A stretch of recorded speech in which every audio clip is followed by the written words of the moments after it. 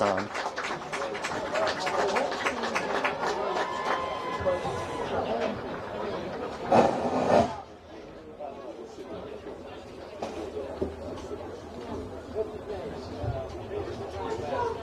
Hello and welcome to Tevlin Field in West Orange, New Jersey. Chaplain Father Bogomil Misic. Hand it over to the PA Let for us just a remember moment. that we are always in the presence of God and are asked to act accordingly. In the name of the Father, and of the Son, and of the Holy Spirit. Amen. Heavenly Father, everything is a gift from you. This day, this field, this game, our respective schools and sports programs. We ask your blessings upon St. Joseph's Regional High School and Seton Hall Preparatory School, their football teams, their coaches, staff, administration, and students. And we ask that the game we play may be an amazing game with sportsmanship, teamwork, protected from injury, and in all things we may rejoice. In the name of Jesus Christ, our Lord. Amen. St. Joseph, pray for us. St. Elizabeth Ann Seton, pray for us. In the name of the Father, and the Son, and the Holy Spirit. Amen. At this time, we ask you to please remain standing and join us in honoring America at the playing of our national anthem.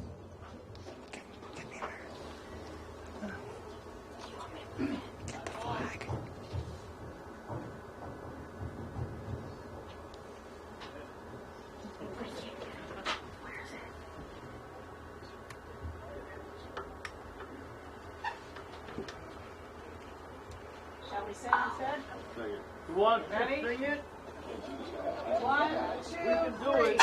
Oh, say, can you see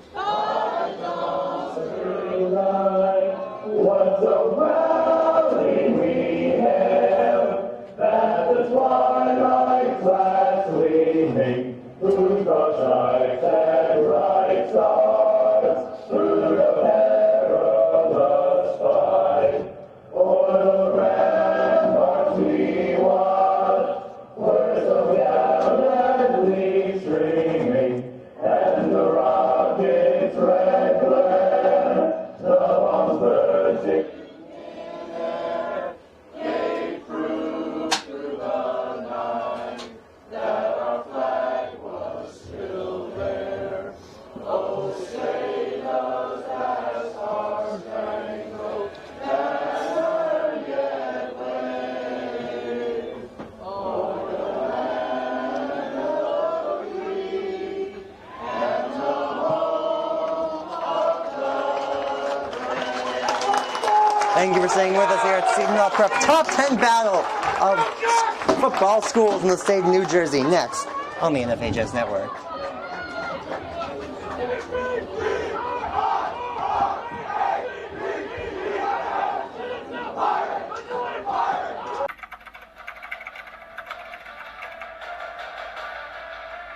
They score! Lloyd attacking and throws it down! Touchdown for St. Peter's!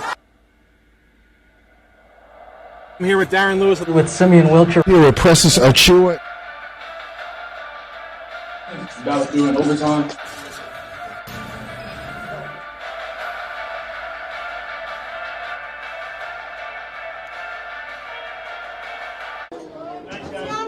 He's going to take it himself for a championship!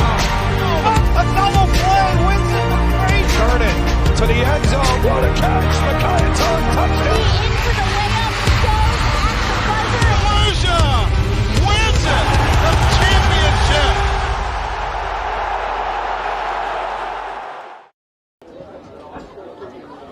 Once again, welcome to Tevlin Field in West Orange, New Jersey. I am Jacob Gorn. I am joined by Ian Rothenberg and Wafa Muhammad on camera.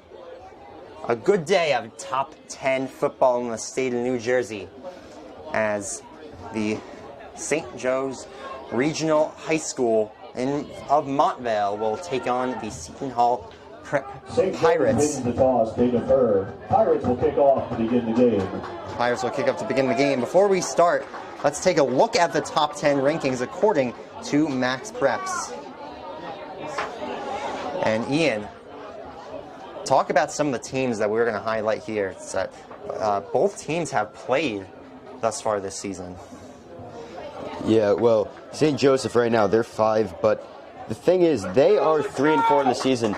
What's keeping them up in the rankings is the fact that they have played some very tough opponents. Their strength of schedule is very high. Seton Hall Prep, 4-3, a little lower of a strength of schedule than St. Joseph's. Nonetheless, 7th-ranked team Seton Hall, 5th-ranked team St. Joseph's. It's going to be a good game today, so we're all ready for it.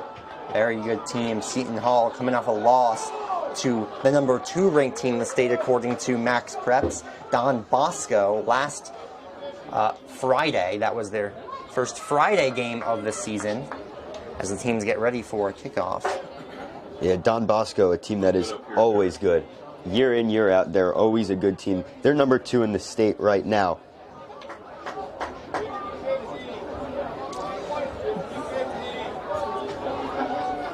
Seton Hall set to receive as St. Joseph.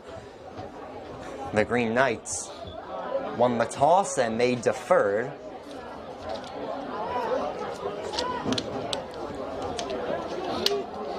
So we'll get to see Liam Lonergan and the Pirates offense get to work.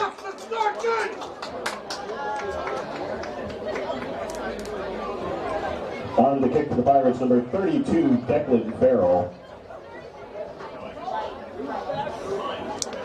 I believe kicking off for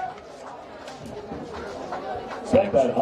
Joe's. Number 84, Marcus Ruiz. 84, Marcus Ruiz. He's the kicker punter for the Green Knights. Back deep to receive for the Pirates, number 2, Darren Burton. Number 28, Luigi Pantano. Pantano and Burton to return, as you may have just heard on the PA.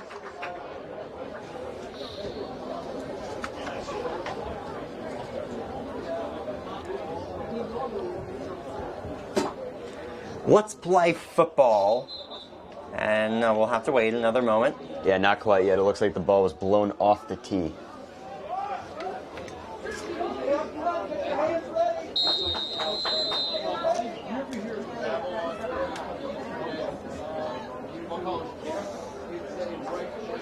Ruiz getting set once again, and he will kick things off. It's a bullet, and it will be picked up and taken around to the outside. Room to run, but dragged down at the 23-yard line. Darren Burton getting things going. 1st and 10 from their own 23-yard line. In on the tackle for the Green Knights, number 19, Nathan Bailey, and number 22, Leo Titolo. Seton Hall teams lost a couple in a row. Of course, I mentioned coming off the loss to Don Bosco. They also lost a game to Paramus Catholic 2 weeks ago here at Evelyn Field. A huge upset at the time. That wasn't called for that one with Ryan Lowy. You can find it on the on-demand function on the D1 Media page on the NFHS network. Lonergan will look to run on the first play, and he is taken down at the line of scrimmage. No gain. Lonergan on the key. He's dropped for looks to be a short loss. I just want to highlight Liam Lonergan. He's had 24 carries on the year, 122 rush yards, and a rushing touchdown. So he can run the football. His passing stats on the year, he's got 60% completion. Thrown for 938 yards in the year, 11 touchdowns, 6 interceptions.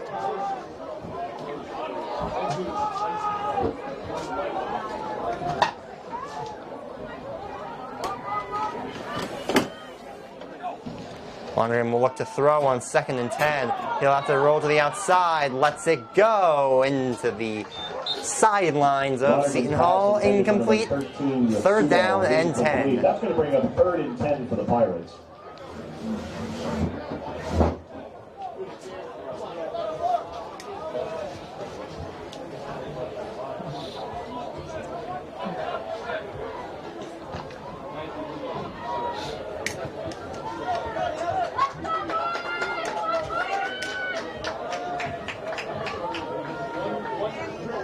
Lonergan trying to get Green Knights to jump.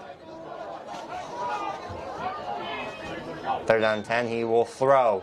Look to at least. He'll get him downfield. Caught for the 1st down and more. To the outside. Taken down finally at the 40-yard line was Brody Davis. That's good for Seton Hall. 1st down. Good throw there by Lonergan. Has the time in the pocket. Drops back a throw. Davis running an in route over the middle. Makes a magnificent play on a little bit of a wobbler throw in there. And 1st down, and the drive will continue. Green Knights, number 3, Jameer Joseph. So now, 1st down and 10 from the 40-yard line.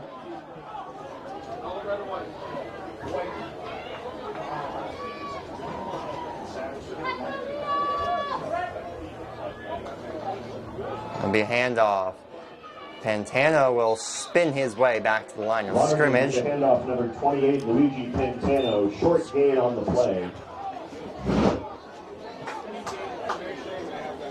On the tackle for the Green Knights, number 91, Vincent Ferrara. Ferrara on the tackle. 2nd and long. Lonergan.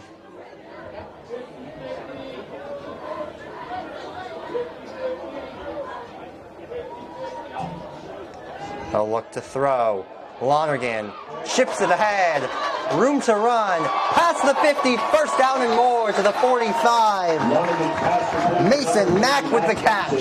He's across midfield for another Pirates 1st down. Well, more patience in the pocket there from Lonergan. Mason Mack just running a very, very, very short in route over the middle. Nonetheless, Mack able to get very shifty going upfield to a nice 1st down gain there. That's the patience you see from Liam Lonergan.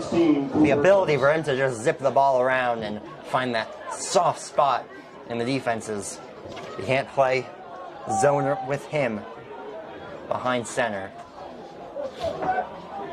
Lonergan only a junior as well, so he's got 1 more year at the prep if he so chooses. There will be a play action hand up to the left side. Darren Burton to the 30, the 20, and he's finally taken down inside the 5. Oh, looks like there's a penalty flag. Yeah, this one looks like it's coming back.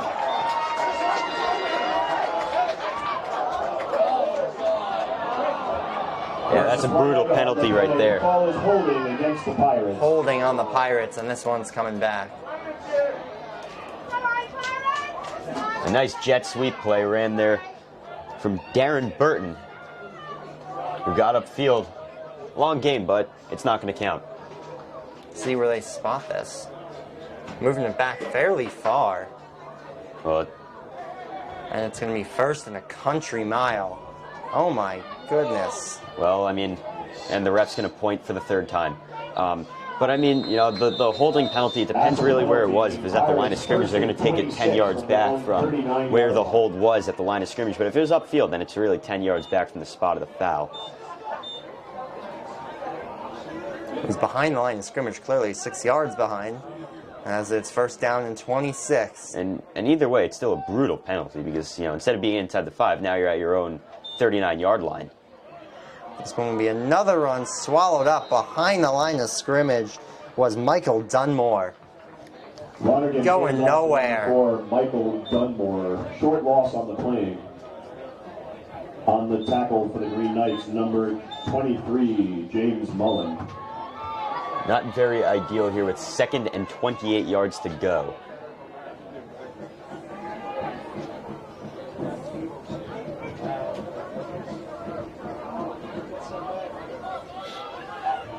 Snap is low. Lonergan looks to throw, rolls out, caught by Brody Davis. Trying to shift and gain as many yards as he can. He will get about 7, maybe 8, and it will be 3rd down and still, maybe not a country mile, but a highway mile. It's more manageable, you know, but a nice bootleg play ran. Everyone, you know, Lonergan rolls out to the right, everyone going right. It makes it a lot easier when your bootleg plays out wide work and everyone's in the same spot. It makes it a lot easier for the quarterback. 3rd down and very long.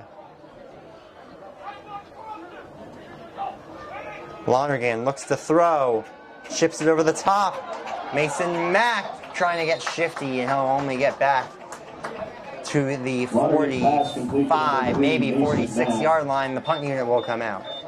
That's going to bring up fourth and A nice long for the offensive Pirates. drive there by Seton Hall, stalled out because of a brutal holding penalty, On for the punt which for the left them Pirates, with number 98, a very Jack rough situation to Tackel. convert Back into a deep first down for there. St. Joe's, number 3, But they are back at the original Joseph. line of scrimmage, and depending on what the punt is they get off, St. Joe's going to be pinned back very deep.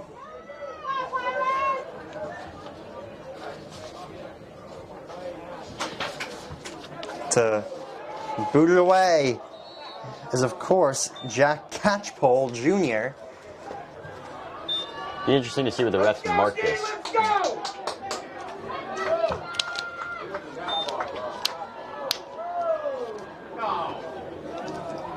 Catchpole's kick And they're going to is say ruled went out of of bounds at the 30-yard line. Takes over first and 10 Interesting. from their own 30. Football fans, Let's see what the Green Knights can get done on offense. Being operated by volunteers of the Seton Hall Prep Fathers Club to the north end of the main grandstand.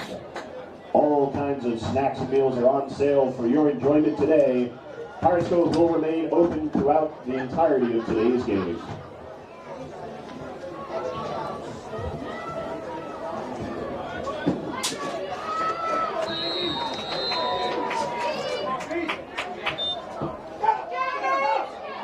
There'll be a run on the first play for St. Joe's, and there'll be a pickup of Quarterback about number 10, 5. Joseph Gaston keeps it himself. Gaston will keep it He's himself. forward Joseph for 6 Gaston yards. Second and 4, St. Joe's from their own 36-yard having an line. all right year.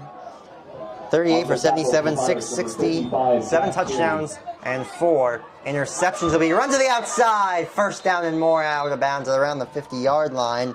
Yassine Willis. Handoff to number 6, Yassine Willis. There is a flag on the play. There's a flag, I assume.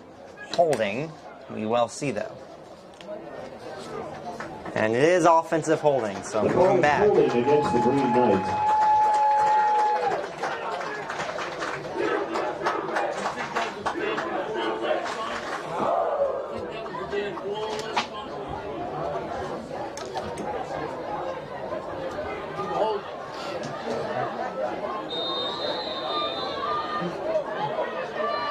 Second and 5, St. Joe's.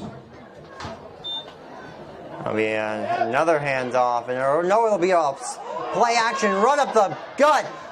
He's going to keep going to past the 45 to the 40, and finally taken down as And a a flag penalty comes flag flying is out. applied. That was Joseph Gaston, the quarterback, on the QB read.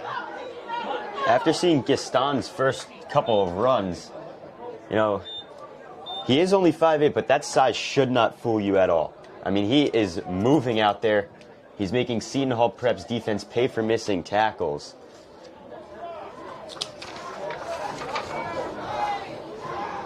Gaston, 280. And it's a personal foul face mask. There are Seton Hall, infractions, holding and against St. holding Joe's, on face St. mask Joe's. against Seton Hall Prep. So those penalties were will offset. Replay down. And a big break for Seton Hall as they'll replay the second down play.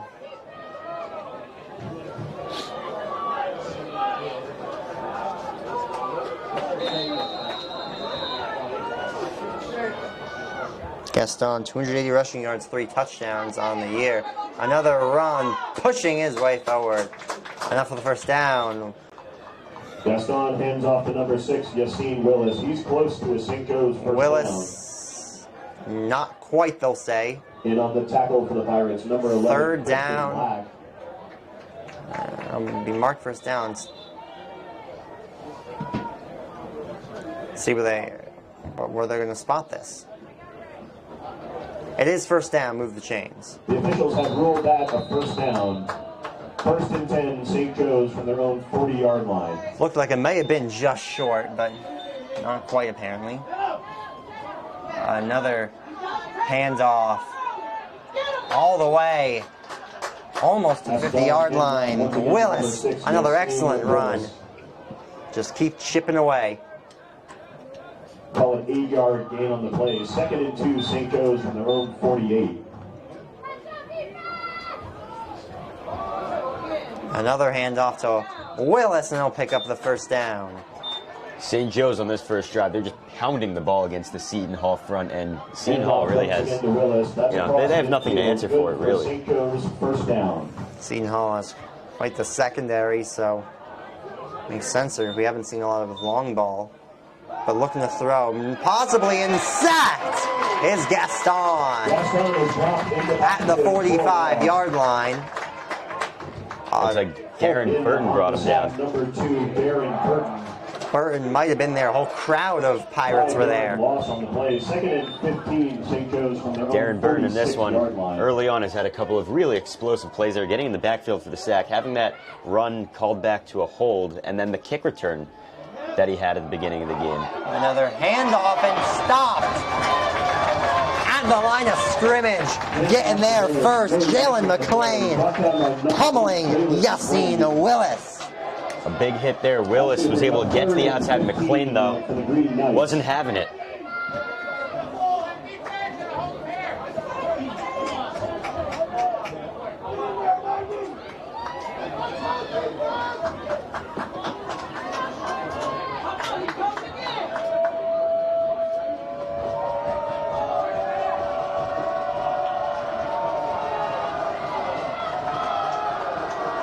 Third down and long. Third down and 15. Looking to throw is Gaston. He'll unload deep, and it is caught. Oh, what a catch! Touchdown! A dot to Nathan Bailey. 55-yard bomb, and it's 6-0. St. Joe's touchdown. Gaston, heavy rush, steps up in the pocket, makes a great throw under pressure, and finds Bailey Nathan on a go route down the field, and burned basically everyone that tried to guard him into the end zone. Extra point attempt from Ruiz to make it 7-0. Hold is good. Snap is good. Kick is up and good. And it's 7-0. We're going to take a quick break. We'll be back. In the first quarter, the score, the St. Joe's Green.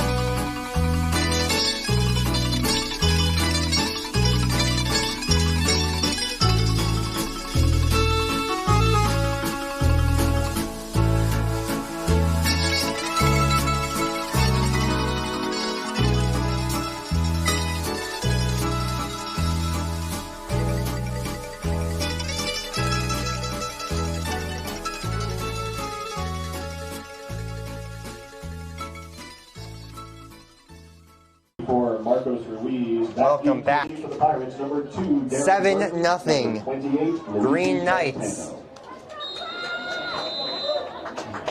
After a 55-yard touchdown pass to Nathan Bailey on the first pass of the game from Gaston. It's going to be booted away. Picked up inside the 5 by Burton. Darren Burton finding room to the 27-yard line, 28 maybe. Darren Burton on the return. It looks to be out to the 27, 28-yard line. 1st and 10, Seton Hall. Football fans, your Seton Hall Prep Pirates will be on the road next Saturday afternoon when they travel to Cabin Point in Jersey City to battle with the Marauders of St. Peter's Prep. Game time is 1 p.m.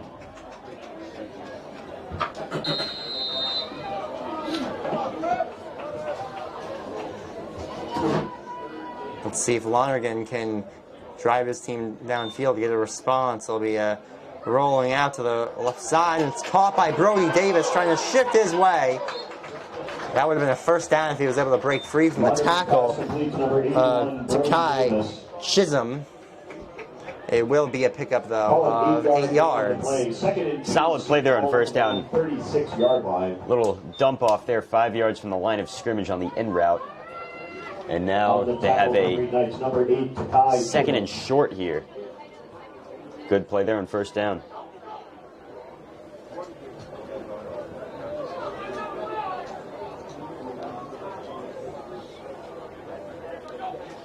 Snaps a little low. Lonergan, quick pass. Enough for the first down. Trying to get more, but getting nothing that time is Julius Vicari. That looks to be good for another Seton Hall first down. Missed a few weeks, he's back. And he'll pick up the first down.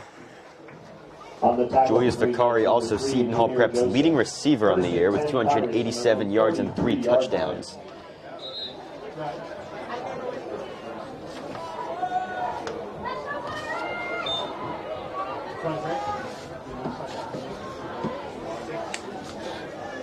So now a new set of downs for the Pirates to work with.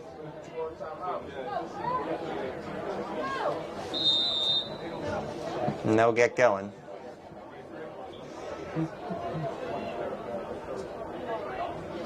Lonergan looks to throw again. He'll try the deep shot, and it's incomplete. Vicari in the vicinity of the pass. Lonergan pass intended for number 25. That was a wobbly duck. Incomplete. Second and 10. Vicari trying to split the defense, the corner and the safety there. 2 guys around him, a little bit of a better throw there, and I think Vicari might be able to speed past the defense, get through that seam, and maybe off to the races.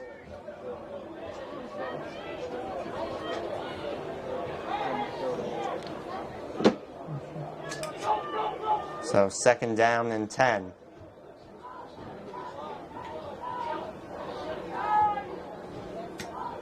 Daly switches sides.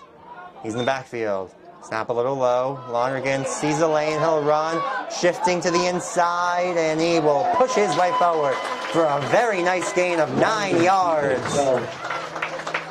An elegant run from Liam Lonergan, and it's third down and 1. Call it 3rd and 1. The theme of the first quarter has just been the read option, the keeper. 48-yard line. On the tackle for St. Joe's number 8, Takai Chisholm again. With a plethora of running backs available for Seton Hall, you got Darren Burton, you got who can run the ball, you got Michael Dunmore, of course Andrew Daly and Luigi Pantano. We'll see what they go with here on third down and 1.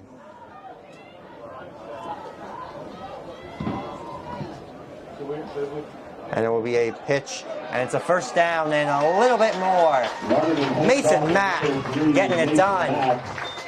He's down to the St. Joe's 41-yard line. That's good for another Seton Hall first down. Seton Hall throwing a lot of jet sweeps, read options. Some nice trickery here to start off this game.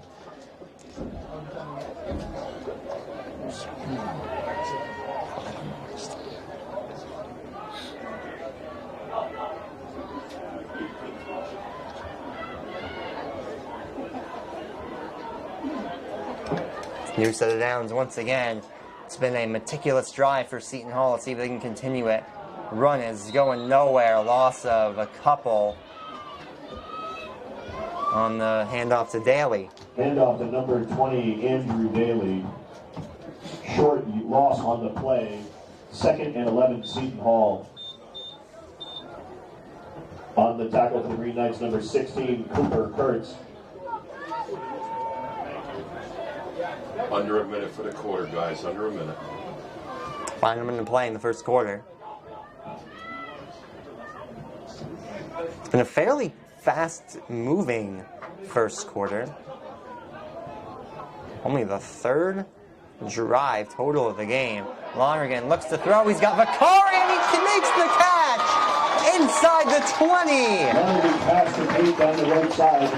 That's the connection we've been looking for all afternoon. Lonergan to Vicari. Vicari got right by his man on the go route. They tried that play a couple of plays ago. The throw wasn't as good, but this time the throw was on the money. 18-yard line. And now Seton Hall Prep, they're 5 yards out of the red zone. Actually, they're in the red zone. That's just where the huddle was. Spun it at the 18-yard line. First down. Handoff. Some room to run for Pantano. There is a flag as he will push his way over the first down. It's going to be holding. This is going to come back. The call is holding against the Pirates. 10 yards from the spot of the flag, so it'll be first down and 18, 19, I believe.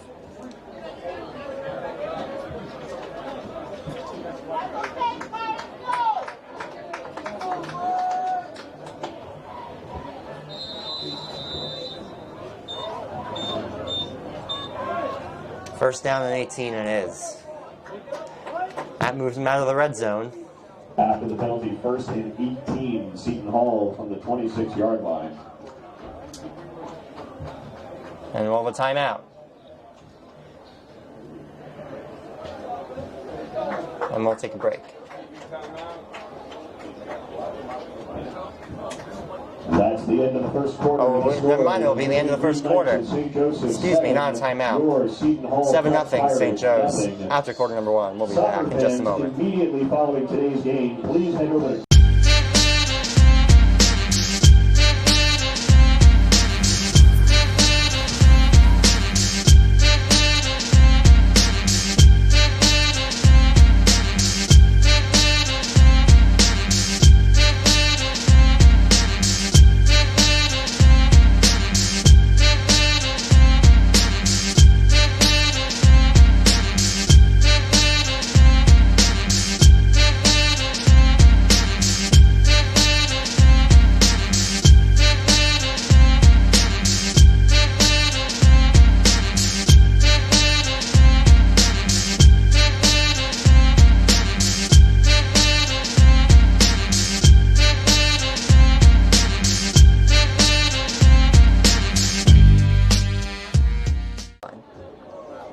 Welcome back.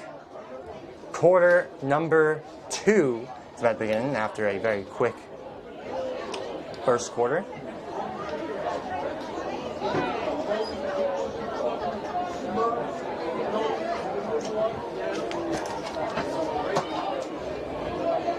Fans, don't forget in between quarters, Pirates Cove is open and the Seton Hall Prep Spirit Wear Stand is open just to the north side of the main grandstand. First down and 18. Lonergan will drop back in the pocket to throw. He'll dump it off to Pantano. And he'll pick up some solid yards. There's another flag. These ones might be on the defense now. Illegal downfield. Illegal downfield. The call is illegal Oh, never mind. downfield against the Pirates. An ineligible man downfield, you know, when you're running those screen plays, your linemen have to be aware that they can't be off the line of scrimmage. So illegal man, yeah. I mean, it happens most of the time on those dump off passes, those screen plays. I mean, especially on those design ones, even the RPO plays, because, you know, let's say you run the ball or, you know, you're dumping it off in the flat, your linemen, you know, they got to push up field, but if they leave too early, they're not really aware. Like, you know, that stuff's common. And, but it does drive Seton Hall back now to 23 yards away from the sticks.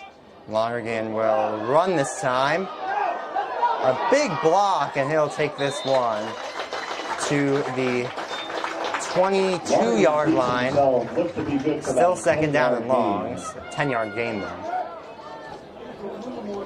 Luke Seton laid down a nice block there that was able to give Liam Lonergan some extra yards there. For the Green Knights, number 8, Takai Chisholm, and number 91, Vincent Ferrara.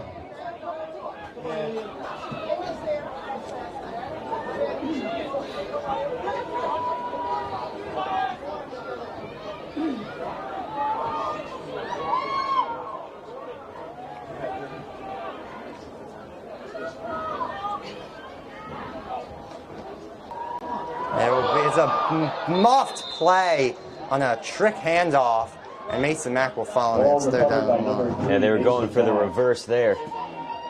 And That's going to bring up third and Mason long Mack for the dropped it Pirates. on the handoff. More of a, I'd say, a botched handing off of there.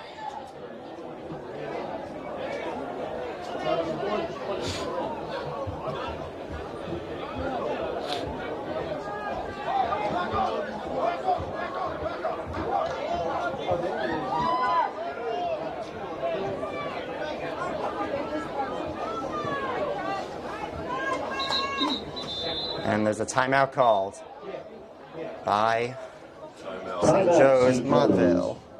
Once again, we're looking for Juliana Bonsato. And we'll take a break. Juliana, please come We'll up. be back in Thank just a you so moment. much.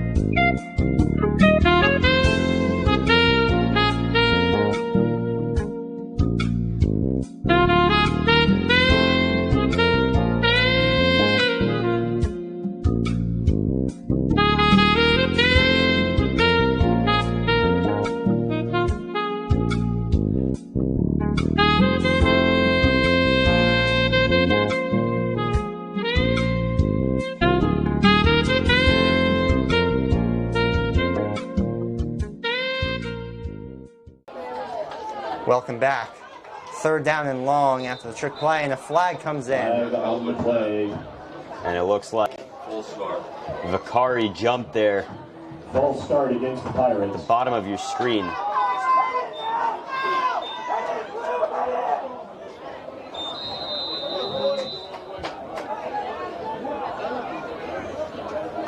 Sometimes the receivers get too excited to jump off the line and run a go route downfield. And it's a pass, and it's caught! Brody Davis to the 20. Not nearly enough for the first down. Lonergan pass complete to number 81, Brody Davis. Davis looks a little slow to get up.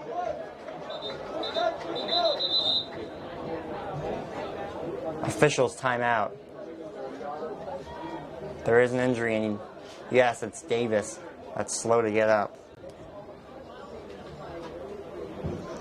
In just 30 minutes, we have the starts.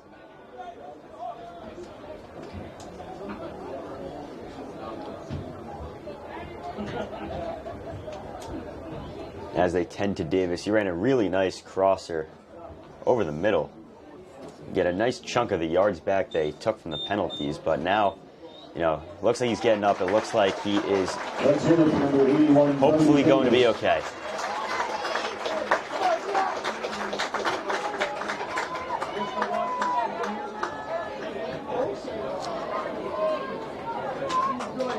So Call it 4th and 13. it's 4th and 13. Catch pole will get out there for the kick attempt. It will be a On for the 38-yard 38-yard try. Jack Catchpole.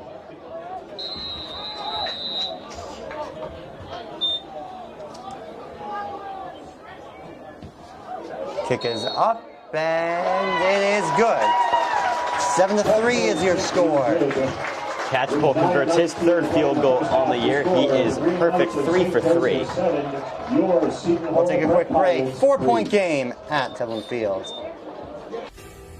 The North Jersey Orthopedic and Sports Medicine Institute is the preferred practice for diagnosis and orthopedic treatment in New Jersey. Our focus includes sports injuries, as well as the treatment of a broad range of orthopedic complaints, from common tendon ailments and arthritic joint pain to traumatic injuries. Our facility offers an on-site physical therapy suite, in conjunction with specifically designed exercise programs, non-invasive and advanced healing technologies. Specialist Dr. Michael Rusinella utilizes non-surgical and minimally invasive surgical procedures to help patients regain back their quality of life. Scholars. Welcome back. Congratulations to all these men and all our students for their hard work and dedication. Signal to kick off.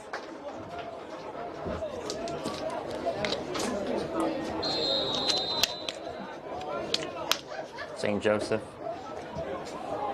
will have their second crack at offenses. That one was booted into the end zone for a touchback. Declan Farrell's kick sails into the end zone. St. Joe's begins this drive 1st and 10 from their own 20-yard line.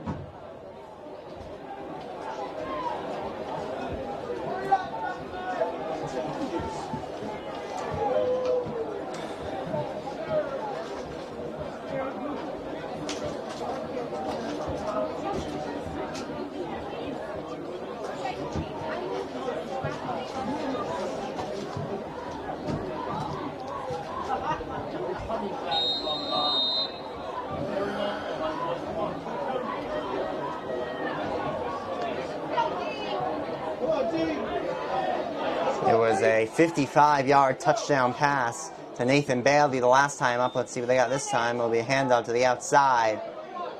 Running and picking up a solid gain of about 7. Gaston hands off to number 4, John Forster. John Forster Call with it the pickup. 5-yard gain on 5 the yards. 2nd and 5, St. Joe's from their own 25-yard line.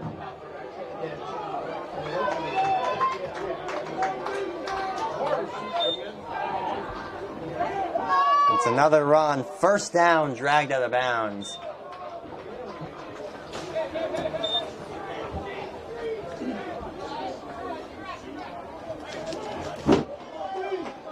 Pass complete to number 2, Makai Rosignol. That's good for St. Joe's first down.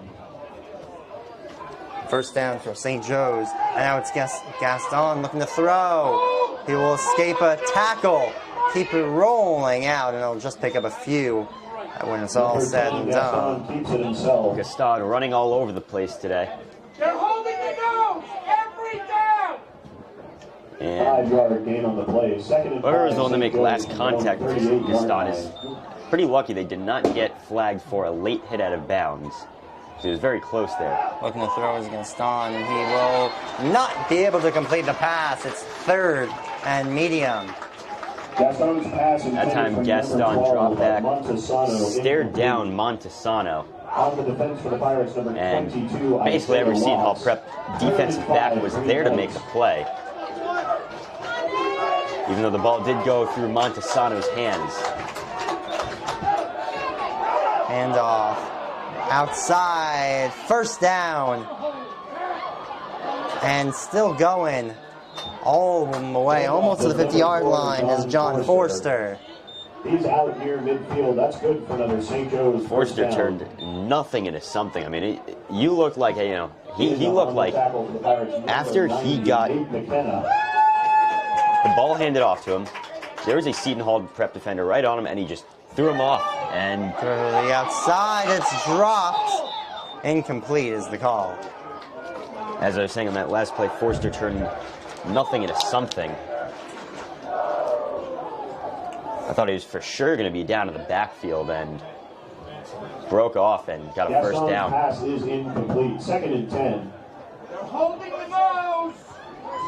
Right there. It's going to be a throw. Gaston's pass in and out of the hands of McLean. Incomplete. It's 3rd and long. Nearly intercepted too. He trying to hit Nathan Bailey over the middle. That's going to bring up 3rd and 10, St. Joe's.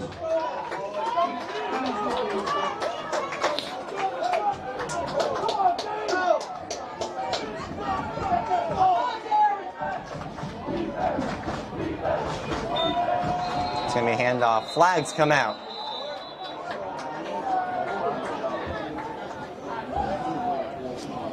Looks like there's going to be a referee conference in the middle of the field here. St. Joe's, they think it's on Seton Hall Prep. They think it's offsides. Let's see what the discussion is at the end of the call.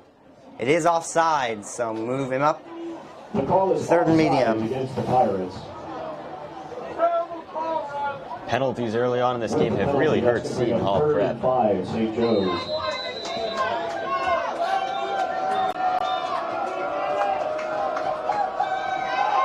It's going to be a handoff outside. Taken down at the line of scrimmage. Handoff at number 6. Yassine Willis These dropped at the line of scrimmage by number 8, Jalen McLean. 4th and 5, Green Knights. Not sure what that play call was there. Handoff on 3rd down and 5. Marcos Ruiz. Back deep for the Pirates, number 3, Mason Mack.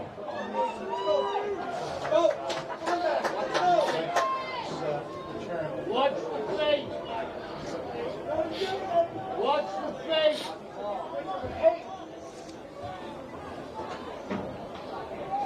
It's booted away on the 4th down punt, and it'll be fair caught.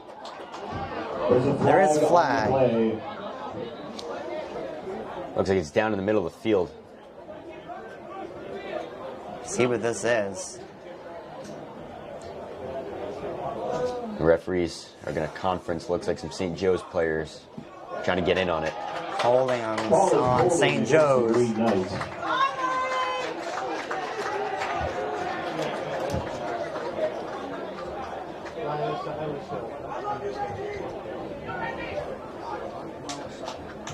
See where they spot the ball. It is going to be Seton Hall's. And if they are moved up after the holding on the punt, that was fair caught. They're saying it's on Seton Hall now? They're moving it backwards to the 10-yard line. They just moved it back half the distance. They're saying it's on Seton Hall. And now they're going to conference again. I'm not sure about this one, Jacob.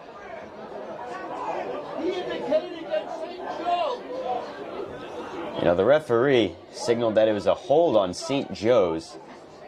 Now they just moved the ball back half the distance like it was a hold on Seton Hall Prep. I'm not sure what this one is.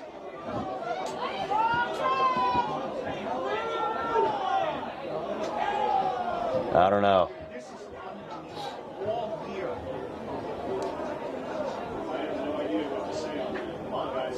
I'm not really sure about this one, Jacob.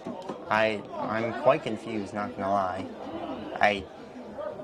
They did very clearly point to St. Joe's side of the field when giving the holding call, but then they moved Seton Hall back without giving them a penalty, at least to my knowledge. And it doesn't seem like Seton Hall's Prep sideline is arguing. They just set their offense right out there and just told them to get to work. Very interesting sequence of events there.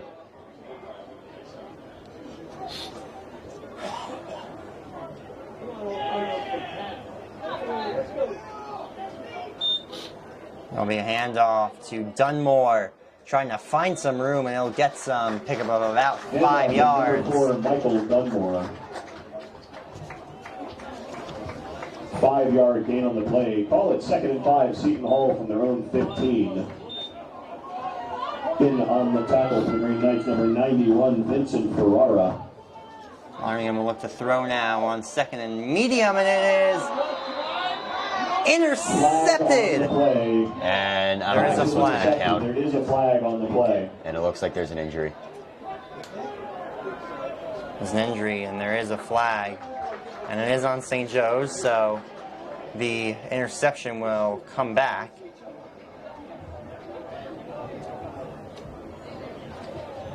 With the injury, we will take a quick break.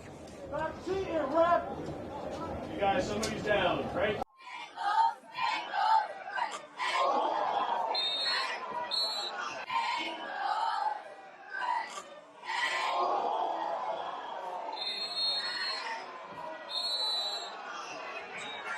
Montclair pull off this upset with 8 seconds remaining.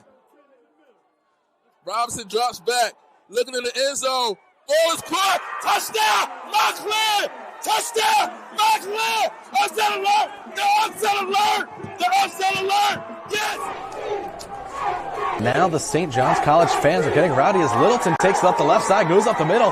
He is fast for the big fridge, shoves off number 19, David Watson, and the fridge takes it all the way to the touchdown end zone. Can you believe it? I can't. The big fridge, a D1 prospect, no doubt. And that'll give the first lead of the game for the St. John's Cadets. And the sideline for the Cadets is pumping. I cannot believe what I just saw. Took it up the middle, cut it up the left side. And a very special talent Littleton is. absolutely shoved David Watson off at midfield and just took it to the end zone. And now Kyle McCord is going to be faced with even more pressure, as if the Hawks want to win this ball game and not go 0-2, they're going to have to reclaim this lead fast. Welcome back.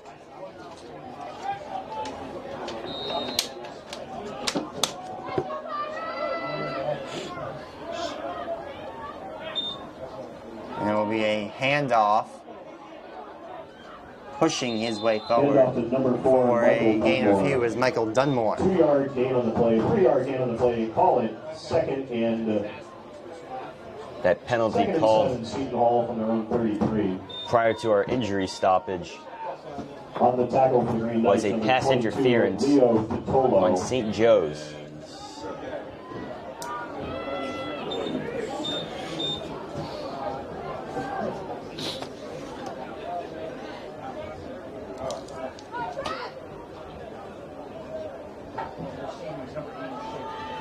And more in the backfield. It will be a play action. They run it perfectly. St. Joseph's and Lonergan just has to throw it incomplete. Third medium. Number 13, Luke Sudol, is incomplete. Looking for Sudol there as he was rolling out under pressure.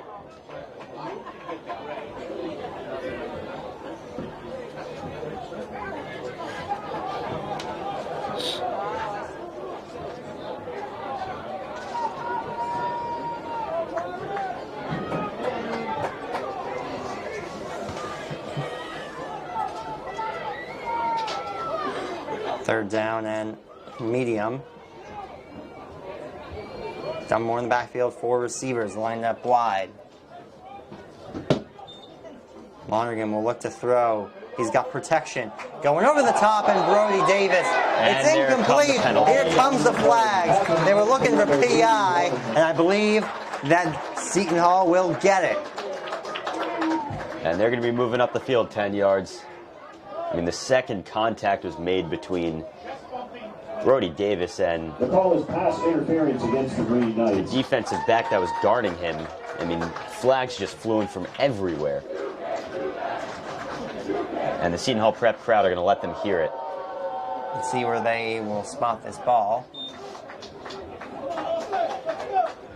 And they will spot it at the Seton Hall after the 48-yard line. First and 10 from their own 48-yard line. Just over 6 minutes to play in the first half. Everyone was looking for PI there, and they got it.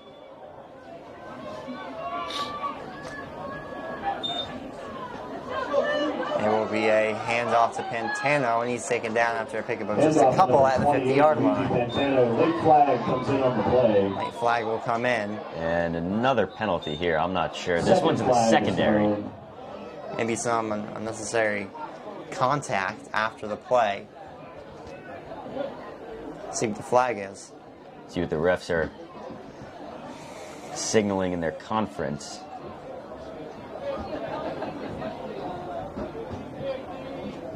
Not sure what they are pointing at the secondary, or where the secondary was playing. Members of the Fathers Club walking throughout the stadium. That winning ticket looks like they have a call during the third quarter. Good luck.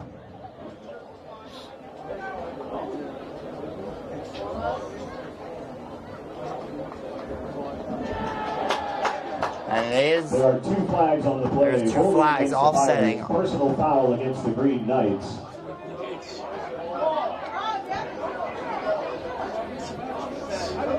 And They should be offsetting. I don't know why they should be offsetting penalties. Oh, they're saying it's unsportsmanlike conduct now.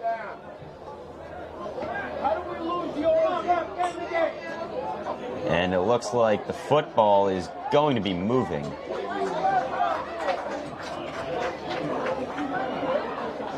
So it's now first down and medium. After the penalties, 1st and 5, Seton Hall from the St. Joe's 47-yard line. Just inside 6 minutes to play. And the ref taking note of the player that committed the unsportsmanlike conduct. As I believe 2 unsportsmanlike conducts is first and short. Disqualification. Lonergan looking to throw, rolls out, and it's caught by Mason Mack. Just outside of the sideline, and it's first down. Move the chains out of bounds. That'll stop the clock with 5:46 to go. Seton Hall prep receivers have been all over the field today. Another one of those bootleg rollout plays where Lonergan rolls out right. Mack lines up on the left side of the field and runs across the middle. Makes a nice toe tap catch at the sideline.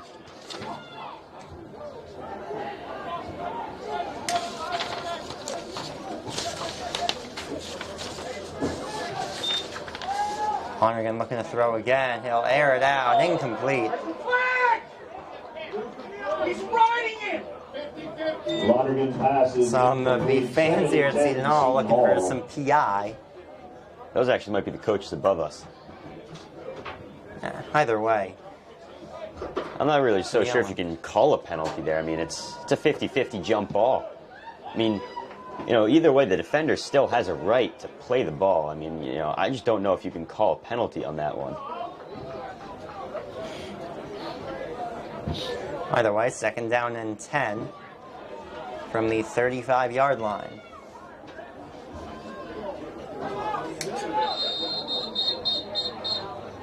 And there'll be a timeout called by Seton Hall.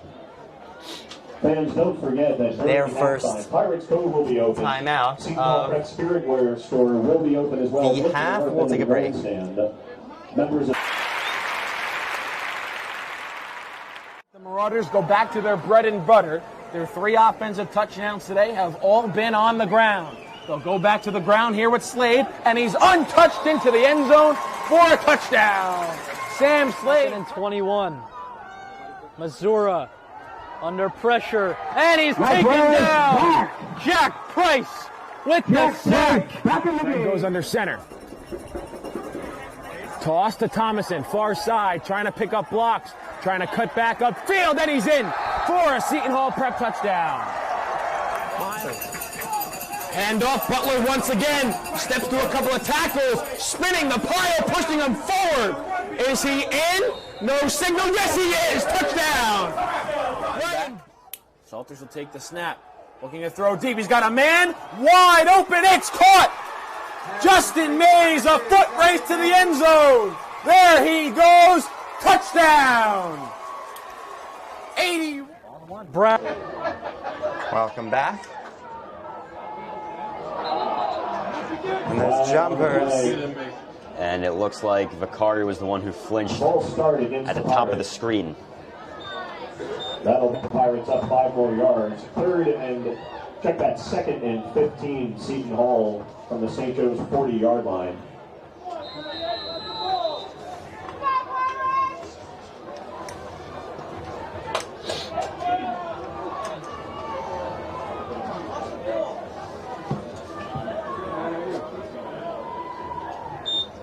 Lonergan will throw into the slot. Mason Mack with room to run up the gut.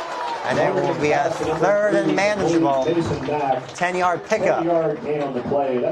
Seton Hall Prep, they just keep going quick, short passes over the middle, and you know their receivers making some very athletic moves to get up the field. On the short passing game, Mason Mack has really been the receiver of choice for Lonergan. I mean, yeah, he's just been all over the field. I mean, he's running over the middle. He's in the flat, and right there, he goes maybe 2 yards off the line of scrimmage and is upfield for 8. So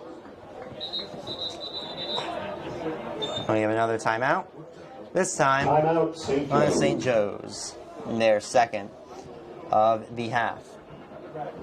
We'll stay with you on this one. Ian, you want to give us a college football update? I do want to give a college football update. Right now, Syracuse is beating Clemson.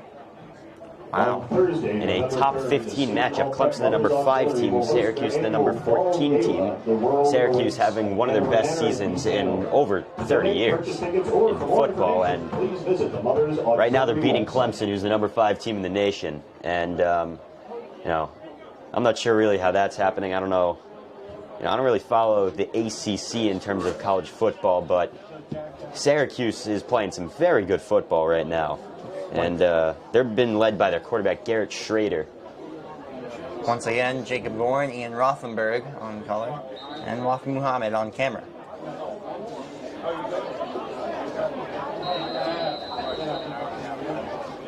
St. Joe's, 1 timeout, Seton Hall 2, and they lead Seton Hall 7-3. But the Pirates are driving. 3rd and medium at the 30-yard line.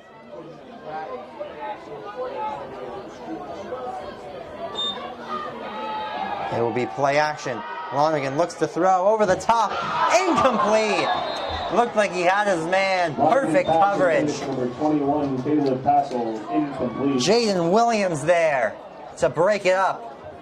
Great effort there by Lonergan. Pressure coming from the edge. Steps up in the pocket. Then a nose tackle coming in on him. Makes a throw there. Just not outside enough for his receiver to haul that in. 4th down and 5, under 5 minutes to go. Coach Fitzgerald will go for it.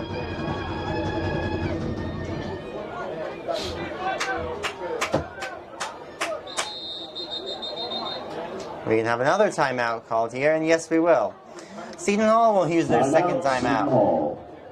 This time we'll take a break.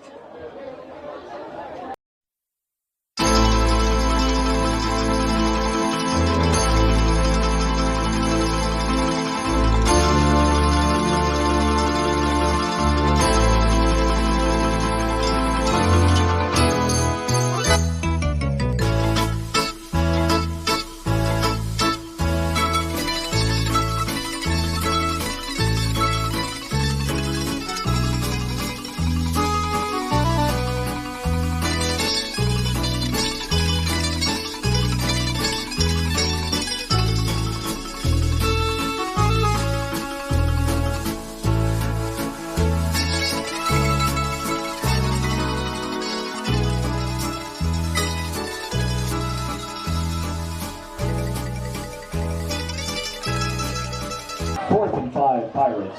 4th and 5. Fitzgerald will take the chance on 4th and 5. Lonergan over the top. Intercepted! That one will count. Picked off. Looks like Leo Lonergan. Tatalo. Looks like Lonergan short-armed that throw, and he threw it to the wrong team there. I'm not sure if his arm got hit or it was just a short-arm throw, or I'm not even sure. It just ended up in the hands of a St. Joe's defender. Seton Hall defense already ready out there. St. Joe's offense will head out. Ian, that previous timeout was brought to you by Toronto's Pizza, Livingston, New Jersey. We both had Toronto's before. It is just, they have some delicious pizza. I love Toronto's. I mean, it's my favorite pizza in town. There's nothing like that the grandma pizza at Toronto's. That square New York, Brooklyn style pizza. You know, Calabria's down just around the corner. Might be Portnoy approved, but Toronto's also D1 Media Pro approved, and also Portnoy approved. There'll be a run this time, swerving and taken down after a short gain. And it looks like there's an injury. Gaston hands off to number 14. Luke Tucci on the run, but there is an injury.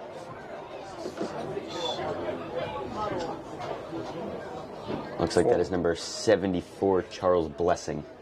4:37 to go in this half.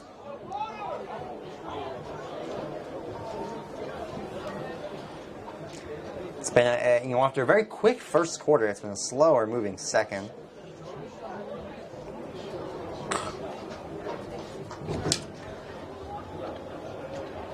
Both teams, 1 timeout left.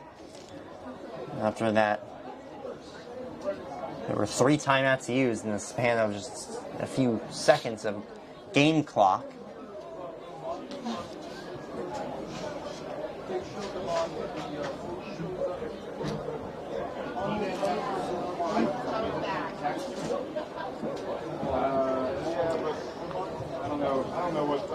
As still down is the player for St. Joe's. We'll take another break, unfortunately. We'll be back in just a moment.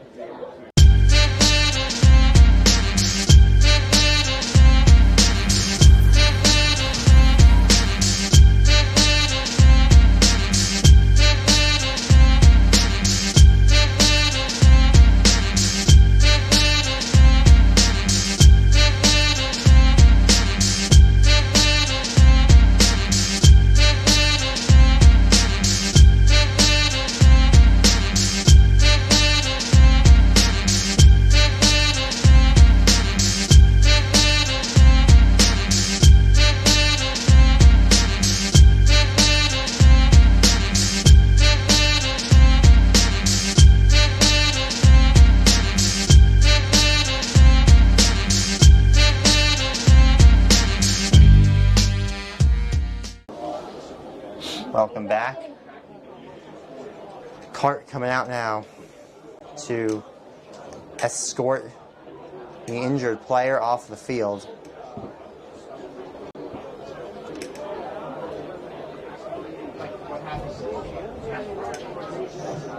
An unfortunate sequence of events. While we wait, as the injured player getting up now is 74, Charles Blessing. We put our blessings on him and his recovery.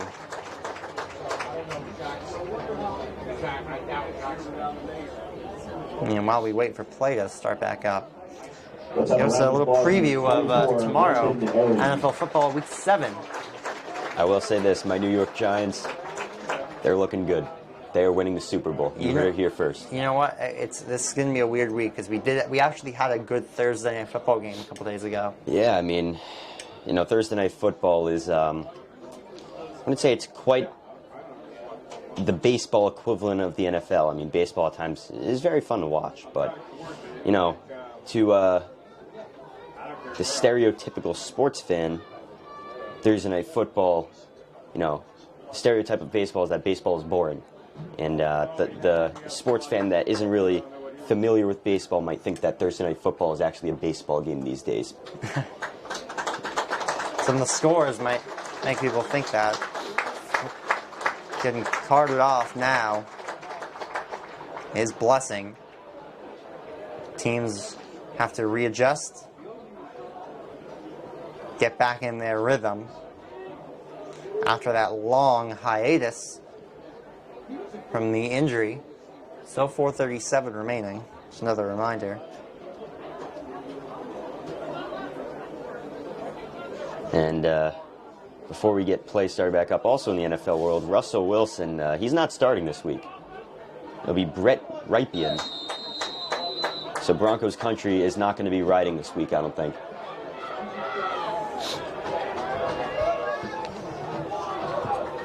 They have been riding all year.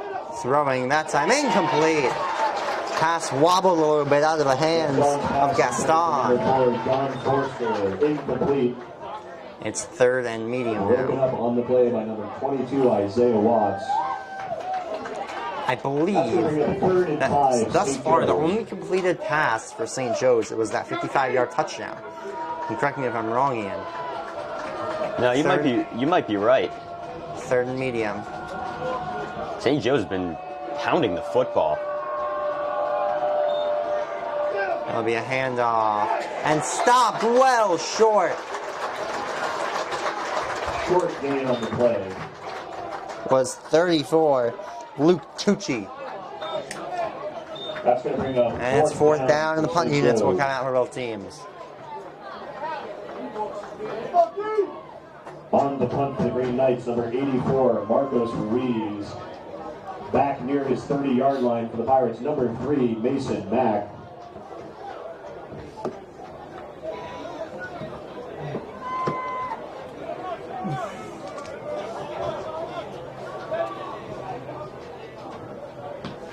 I'm going to boot it away. Fair caught at the 38-yard line Mack falls to the fair catch. by Mack. Pirates will begin this drive. And on that punt, it does not seem like the ref incorrectly signaled a penalty. So seconds to play in the first half. 3:36 to work with and 1 timeout for Seton Hall. The Seton Hall Prep Office of Admission cordially invites all current 7th and 8th grade future Pirates to join us for our annual open house to be held Sunday, October 30th. Registration is required. For complete information, please visit the admissions page on the school website. And here, open house. You're looking at Seton Hall for high school. Looking to throw is Lonergan. He'll dump it off to Luigi Pantano, who will stay on his feet. Gonna keep going. 1st down and more. All the way to St. Joe's 45-yard line. breaking ankles one-on-one with the defensive back in the flat. Nice juke move. 1st and 10, Seton Made him Hall fall. from the St. Joe's 48-yard line.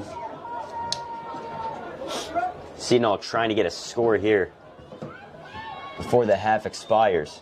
Lonergan looks to throw. He'll escape a sack. Lonergan dumps it off. Oh, he had his man. Lonergan's pass intended for number 13. That was 13, Luke Sudol, Sudol, and it was incomplete. Lonergan was for sure toast in the backfield there. Broke out of it. Found Sudol wide open and dropped it. Just dropped the pass.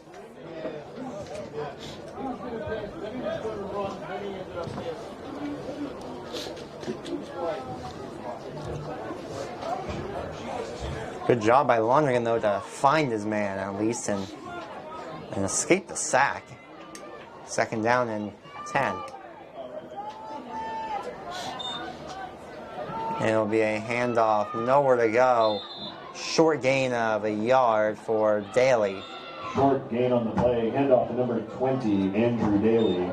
Call it 3rd and 9. Clock will wind down under 3 minutes. It's 3rd down and 9 for the prep.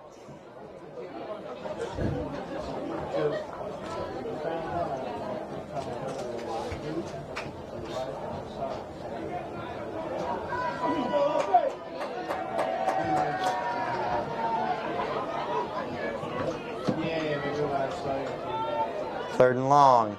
Lonergan drops back to throw. Pressure's coming. Airs it out. And it's caught for the first down. Vicari toe tapping his way. What a play there. Lonergan under a ton of pressure on the run. For another Pirates first down. 1st and 10. Got it past the DB too. 34-yard line. And St. Joe's, their sideline thought that was an incomplete catch. The ref ran over, signaled a completion pretty quickly. Pretty catch from Vicari, and that's what you call air it out to your top receiver and hope he makes a grab. Yeah. Playmaking. That play looked dead. Now it's first down. Seton could really use at least some points here. Snap a little low. Lonergan throws over the top, and it's caught by Brody Davis for the first down and more inside the 20. Lonergan's pass is complete to number 81, Brody Davis. He's brought down inside. St. Joe's, they sent their middle linebacker up on a blitz. Brody Davis runs a slant route over the middle. Good play there by Lonergan to see the blitz and see his open receiver over the middle. Pirates from the Green Knights 19-yard line. That slant route when linebackers blitz can be very deadly for an offense to use. Clock winds down towards the unofficial 2-minute warning. There is no 2-minute warning in high school football, of course. But we would get there about now. New set of downs for Lonergan. He'll chuck it over the top to Brody Davis once again, pushing his way for a gain of about 8 or 9. A good route there by Davis, a nice catch in traffic, and looks like he's going to limp back to the huddle. Hopefully he is okay, but a good play there by Lonergan. 2nd and short, Pirates from the Green Knights 11-yard line. On the tackle for the Green Knights, number 16, Cooper Kurtz. 2nd and short. There'll be a handoff. And no, Lonergan takes it himself, and he's down just short. He took a huge hit at the goal line. He's all the way down to the 1-yard line. QB read fooled me. 1st and goal, Pirates. I wasn't sure about that one. I just saw Lonergan. I thought he was going to roll out, and then next thing you know, he's upfield, and he's at the goal line. And Daly, can they push the pile? And No, St. Joe's, not they say quite. he stopped them, and they did. Under a minute to go, still one timeout. Let's see how much urgency Seton Hall will move with here. Looks like they're being very patient here, Jacob. They're letting the clock run here.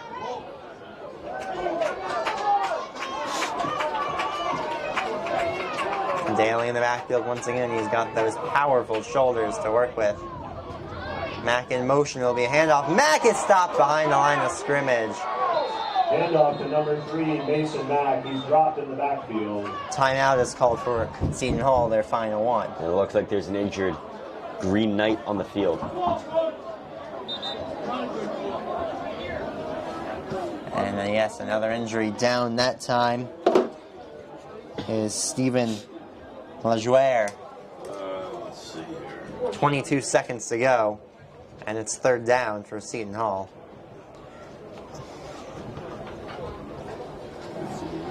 I'm really intrigued to see what their play call is here. That last little trick play was blown up. I mean, that play for Seton Hall, it's been working most of the game. And that time, a rare exception in which the trickery from Seton Hall Prep didn't work in their favor.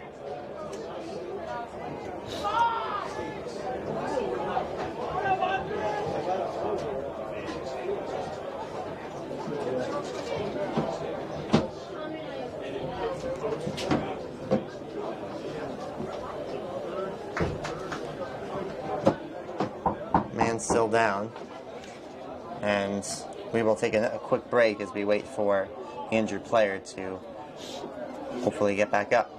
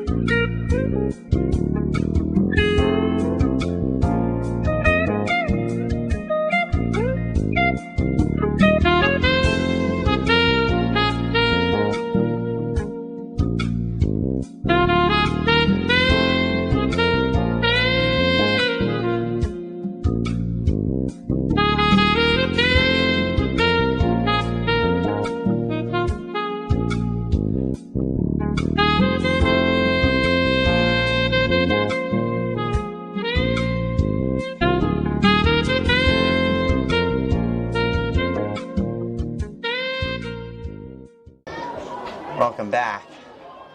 Team's getting set once again for 3rd and goal from the 3-yard line.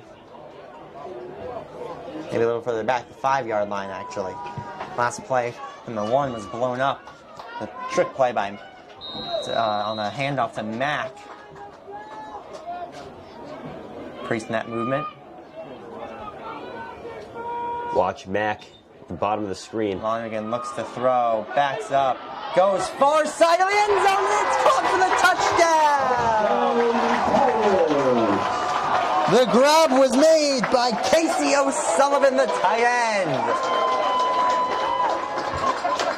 Lonergan goes right, everyone else goes right, except for O'Sullivan, who starts on the line, goes all the way to the left, wide open. And that is O'Sullivan's first touchdown on the season. Catch ball to put him up by 3. Snap is good, hold is good, kick is up and it's good. Kick is good. With 16 seconds left. 16 seconds to play in the first half. It's a 3-point game. Pirates lead. We'll be back in just a moment. Fans, please stick around.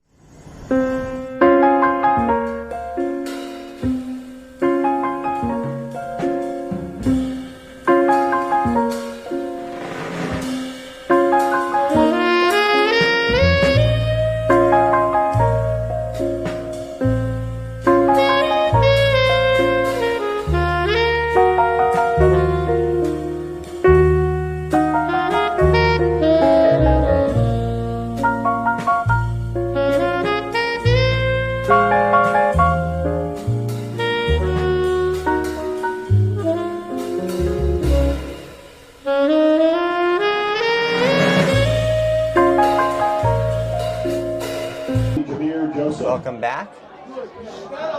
Underway. And it will be picked up by Joseph, and he will be, or Tucci, excuse me. And it will be stopped at the 20-yard line, and that is where, with 8 seconds to go, St. Joe's. We'll see if what they do here. We will, but as we have a break in the action, I just want to highlight something. A very special thing in American sports is happening tonight, and it's the Penn State whiteout game against Minnesota, one of the greatest atmospheres in all of sports. Should be an exciting one.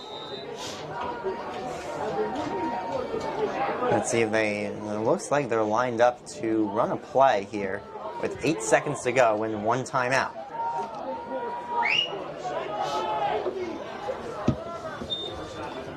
And it will be a handoff to the outside, and still going and then taken down after a short Seton game hands off to number 6. is Willis. That ends the first half. Seton Hall drives down the field towards a touchdown in the final 30 seconds. Please stick around. They lead by 3 going into half. We're back in just a few minutes for the second half of action on the D1 Media Group page on the NFHS Network.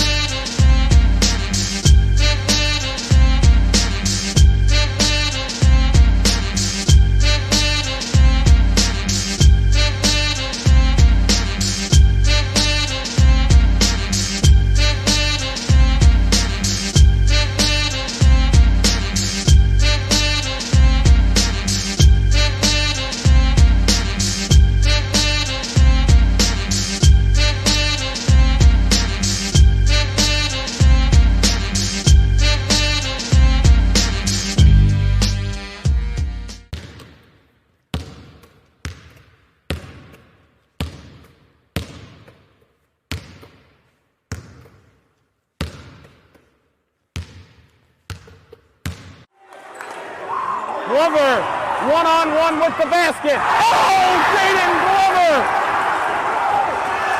With the windmill to send this place into a frenzy. To the corner, Lawrence. No-look pass, and Wilcher lays it in. Wilcher to the hole. Simeon Wilcher starting to heat up. He's got 4 points, and Roselle Catholic leads by 11. Watson to his brother, and Tariq is fouled and hits it. They'll go to the line for one. They'll pick it up, the clock will move. Lawrence with Adams on him, lost his footing, gets a shot up, and he gets it to go. At the buzzer, Jamarcus Lawrence, a big first quarter for the Nebraska commit.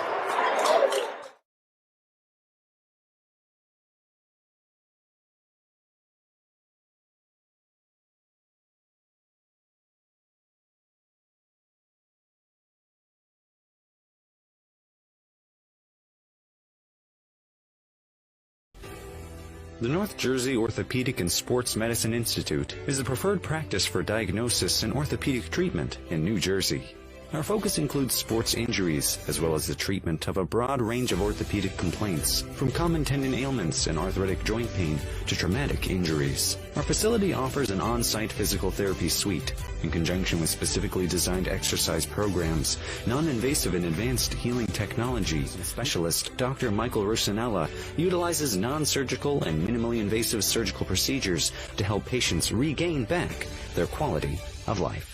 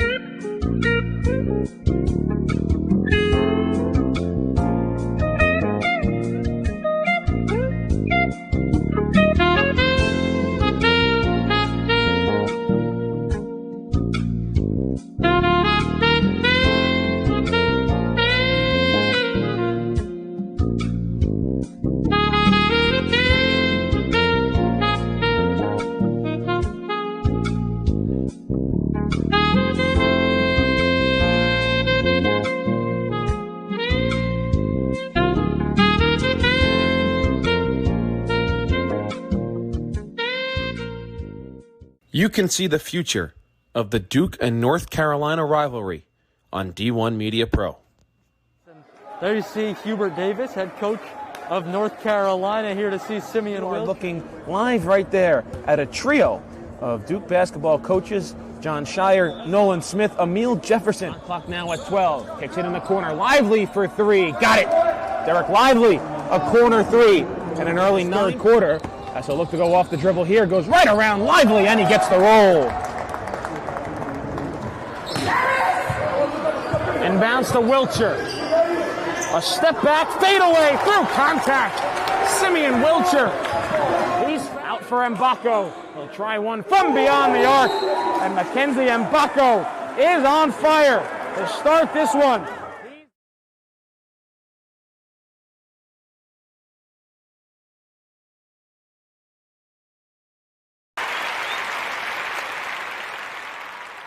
The Marauders go back to their bread and butter. Their 3 offensive touchdowns today have all been on the ground. They'll go back to the ground here with Slade, and he's untouched into the end zone for a touchdown. Sam Slade. And 21. Missouri under pressure, and he's taken down. Jack Price with the sack. And goes under center. Toss to Thomason, far side, trying to pick up blocks, trying to cut back upfield, and he's in for a Seton Hall prep touchdown. Hand off, Butler once again, steps through a couple of tackles, spinning the pile, pushing him forward. Is he in? No signal, yes he is, touchdown. Salters will take the snap, looking to throw deep, he's got a man, wide open, it's caught. Justin Mays, a foot race to the end zone. There he goes, touchdown. 81. Brown, quarterback sneak to the end zone. He's in! Touchdown, Westfield. Gordon, back to pass. Gonna throw a deep ball, far side. Caught! Touchdown! Touchdown, Blue Knights. Nasir Addison.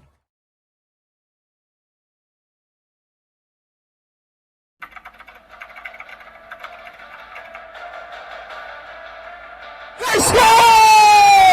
Lloyd attacking and throws it down! Touchdown for St. Peter's! I'm here with Darren Lewis with Simeon Wilcher. Here where presses are chewing. About doing overtime.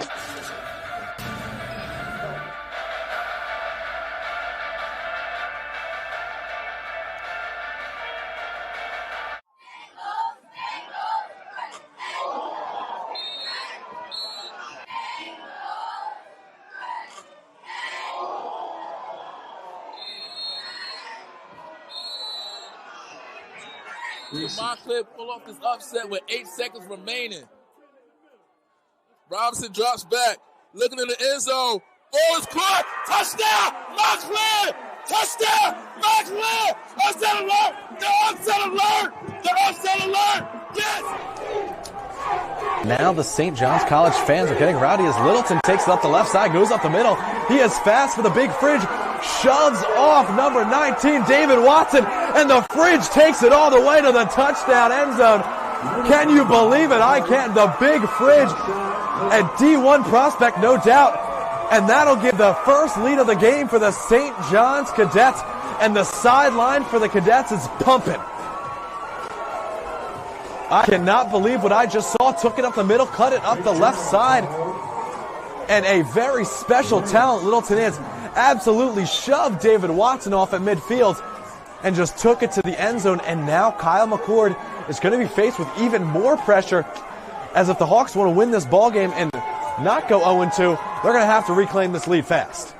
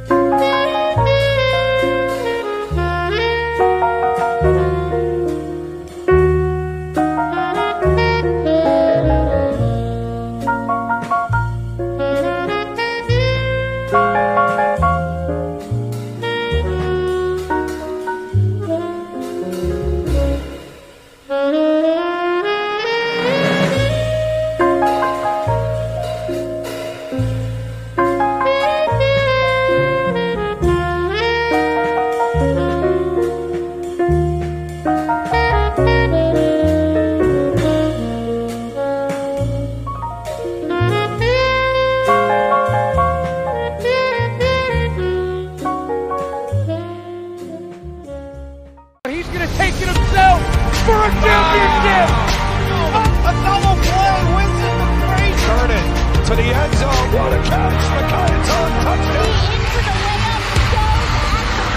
Persia wins it! The championship!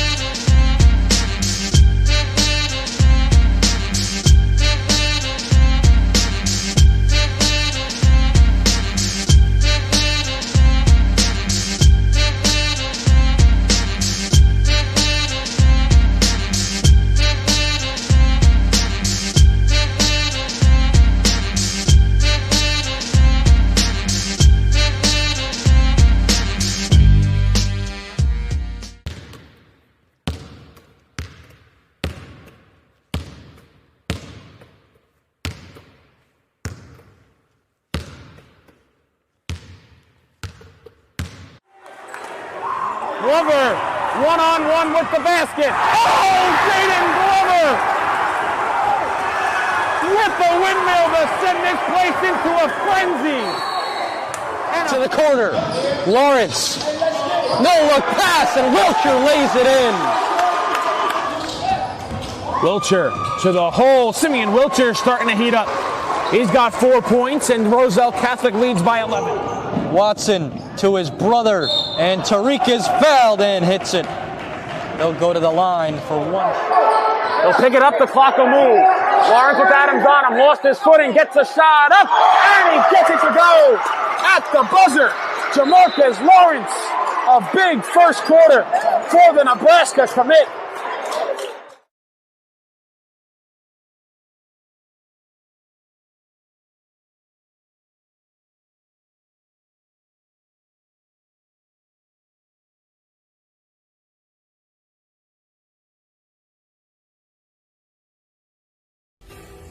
The North Jersey Orthopedic and Sports Medicine Institute is the preferred practice for diagnosis and orthopedic treatment in New Jersey. Our focus includes sports injuries, as well as the treatment of a broad range of orthopedic complaints, from common tendon ailments and arthritic joint pain to traumatic injuries. Our facility offers an on-site physical therapy suite, in conjunction with specifically designed exercise programs, non-invasive and advanced healing technology. Specialist Dr. Michael Rusinella utilizes non-surgical and minimally invasive surgical procedures to help patients regain back their quality of life.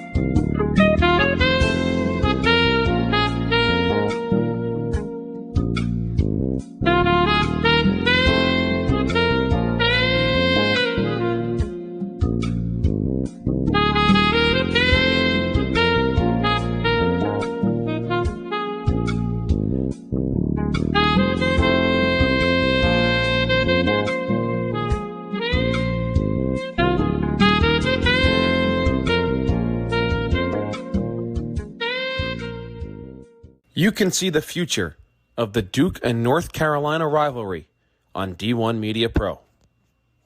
There you see Hubert Davis, head coach of North Carolina, here to see Simeon We're Wilson. looking live right there at a trio of Duke basketball coaches: John Shire, Nolan Smith, Emile Jefferson. Clock now at 12. Kicks it in the corner. Lively for three. Got it. Derek Lively, a corner three in an early third quarter. Has a look to go off the dribble here. Goes right around Lively, and he gets the roll. Inbounds to Wilcher. A step back, fade away, through contact. Simeon Wilcher. He's out for Mbako. He'll try one from beyond the arc. And Mackenzie Mbako is on fire to start this one.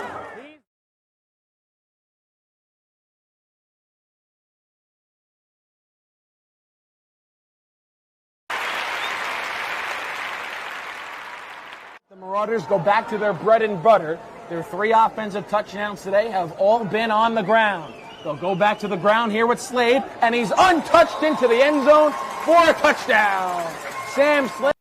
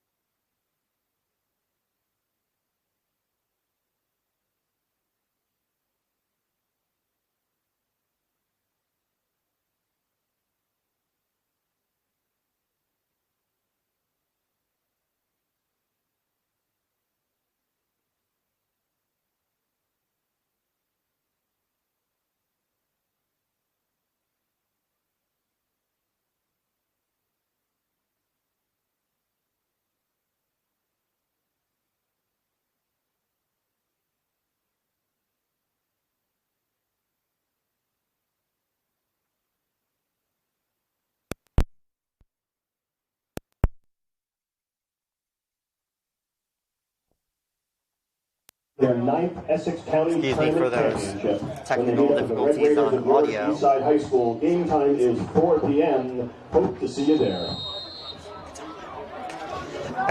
We're very sorry for those technical difficulties on audio. We are back now, though. Didn't miss anything, just a touchback. if you just have the game, are listening to the game, and it will be a run, shifting and turning and taken down after a gain of about 5. That time was Willis. Hands off to number 6, Justine Willis. 5-yard gain on the play. 2nd and 5, Green Knights. On the tackle for the Pirates, number 90, Nate McKenna.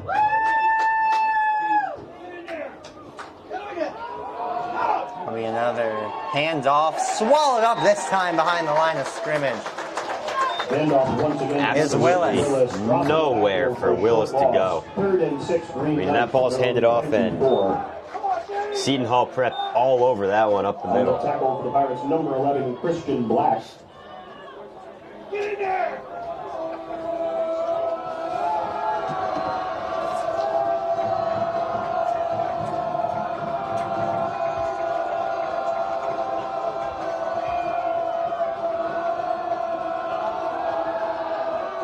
Gaston airs it out. It's intercepted! No flags. Room to run with some blockers shifting inside, and it is an interception. And a penalty flag flies. Now is a late flag that comes in, taken inside the 25-yard line. Now, I'm not sure. I don't think that one's going to negate the interception. I don't believe it will either. What I think is, yes, it will be an illegal block in the back on the defense. So the interception will count, but they'll be pushed backwards. Elijah Ripley grabs his 4th interception on the year. He's basically anchored that defense, leading tackler, 4 interceptions now in the season. Pirates take over the ball on the interception. 1st and 10 on the Green Knights 40-yard line.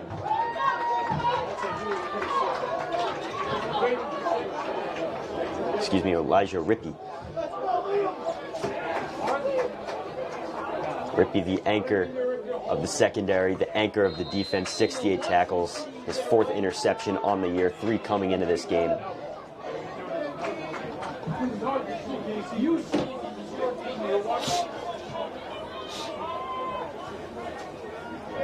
So Seton Hall offense at the 40-yard line. They will hand it off, and Pantano is swallowed up. No, he's still on his feet. Now he's down. At the line of scrimmage. Pantano, no gain on the play. He wasn't going anywhere. No, he actually ran headfirst into his right guard's butt. Not quite a butt fumble, but... Or a butt punt. Remember that from a few weeks ago? Oh, yeah. That was quite the events in the Bills-Dolphins game. I think of Dolphins. Tua Tagovailoa back from his concussion this week. Scary moment a few weeks ago. 2nd and 10. Lonergan looks to throw, layers it out to Pantano. Pantano with some room, the stiff arm out of bounds. See if he got anything. They'll say just a 2. 28, Luigi Pantano is complete. Short gain on the play. 3rd and 8, Seton Hall from the St. Joe's 38-yard line. On the defense, number 22, Leo Totolo.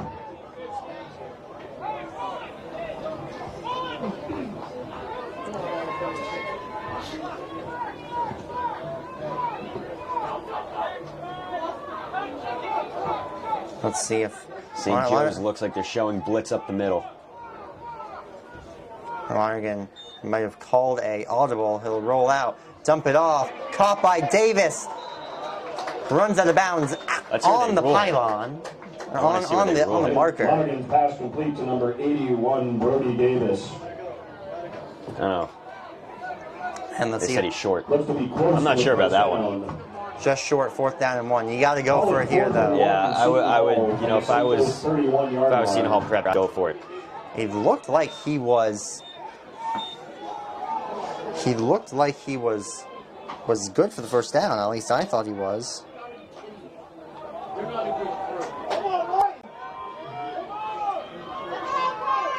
It'd be interesting to see what Seton Hall Prep does.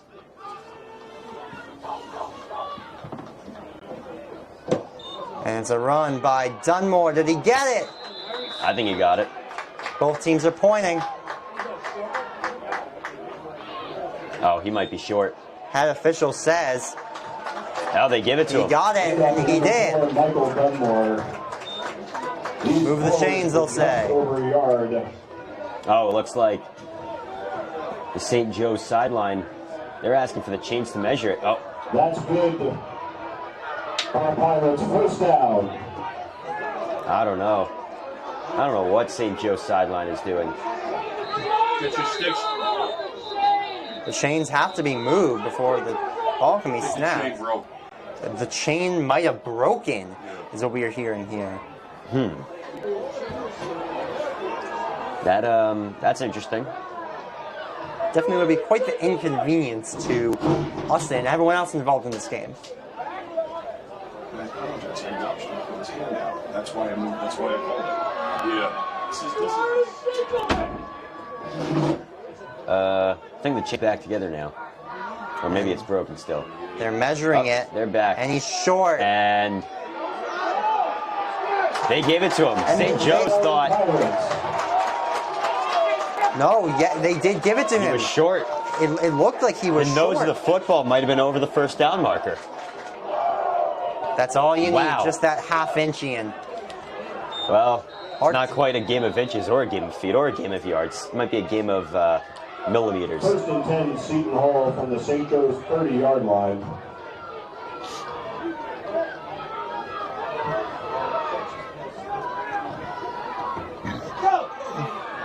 And it's a run this time to the outside. Dunmore, room to go, and he's pushed out of bounds around the 15. That's a first down. And Dunmore has something to say. Some aggressive running there. The last two plays. For another Seton Hall first down. First and 10, Pirates from the St. Joe's 16-yard line.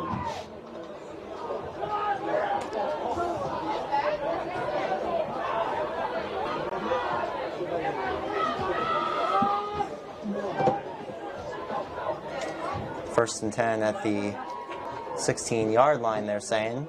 So, a new set of downs for Lonergan and the Pirates to work with. Dunmore pushing his way forward, dragging defenders with him. A respectable gain to the 10-yard line. 6. They've gone to Dunmore the last 3 plays, and those last 3 plays, he has been running angry. A touchdown to start off the half would be huge for Seton Hall. Vital, you could say. On the tackle for the Green Knights, number 91, Vincent Ferrara. And Seton Hall, they're just on the 10-yard line after some possibly controversial officiating decisions, too.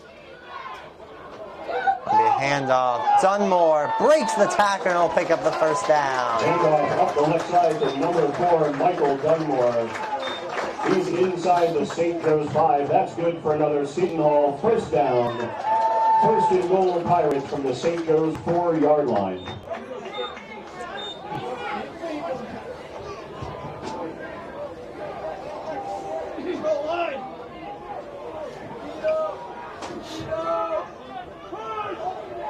First and goal from the 5.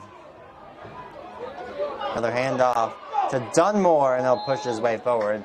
Just chipping away, getting a couple. Handoff once again to Dunmore. Short gain on the play. Second and goal Pirates from the 3-yard line.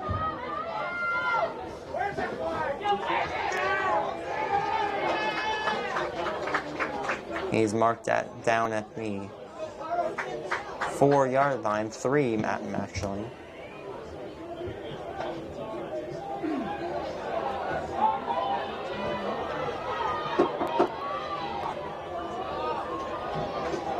See if it's another run here or a pass. Davis in motion. It'll be a play action to the outside. Caught for the touchdown by Brody Davis. Play action executed perfectly.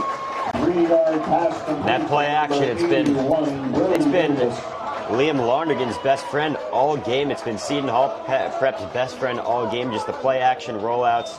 Guys starting from left, going to right going to left. I mean, it just keeps working. The guys are open. The defense is biting. And it's a second touchdown off the play action today, too. It's a Brody Davis chant. Oh, and it's blocked. It's blocked, but it's going to be offsides. It was offsides. What a jerk. The ball is It's offside offside. against the Green Knights. So now that they're moved a little bit closer, you wonder, do they try the kick again, or do they go for 2? I would think they go to kick it. No matter what, they're up by 2 scores. Mm-hmm. And also, that's a play I would do in Madden maybe like 5 years ago. Just run across the line of scrimmage and block the punt. Take the offsides. It was fun. You know, blocking kicks in Madden is so...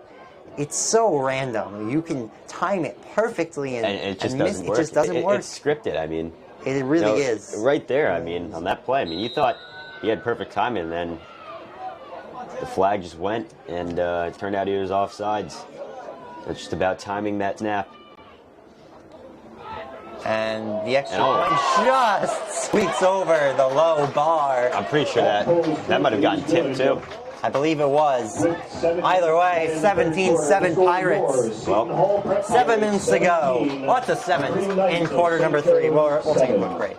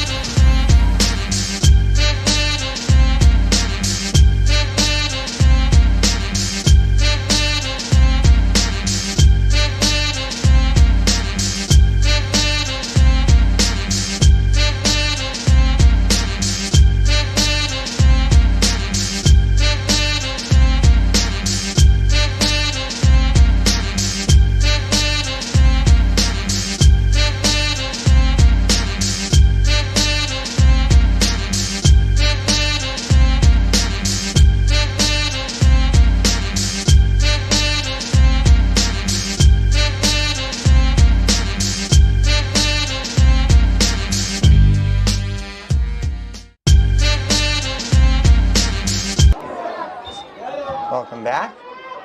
Return here for St. Joe's, and a flag will come in. I'm not sure what this is, but the flag is thrown at the pile of players, and it's going to come back. Penalties against the St. Joe's Green Knights. On the tackle for the Pirates, number 4, Michael Dunmore, number 22, Isaiah Watts. I'll move him back. So, 6:53 to go. 17-7 Pirates is now your score. Green Knights will begin this drive 1st and 10 from their own 15-yard line.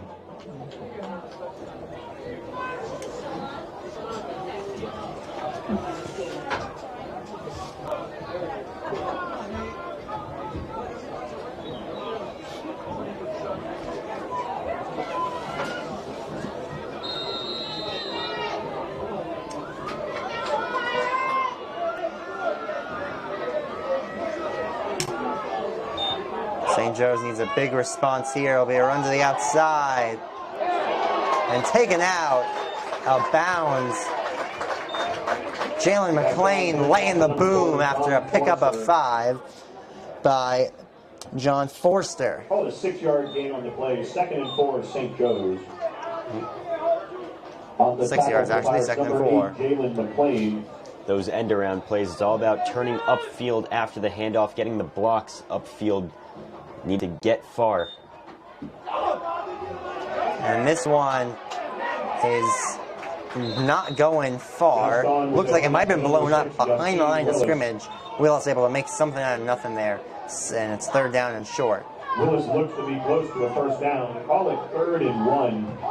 Willis, he's just massive out there. I mean, short. Willis, can they stuff him? Not quite. He'll pick up the 1st down, and all he had to do was fall forward there. Willis. Like you said, he is massive. 6'2", 225, junior. And he's listed as an athlete on here, and he indeed is an athlete. One of the heavier non-linemen on the team. This one is a QB read. Moving and grooving is Gaston. He'll spin, and he'll get tackled from behind.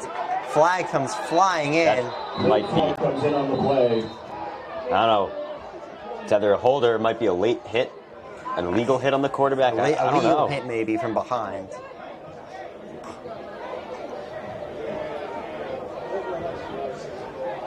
Let's see what this...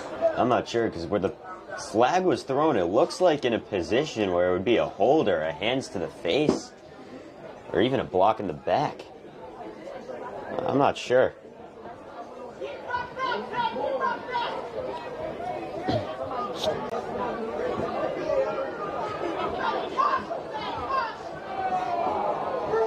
They're saying roughing the passer.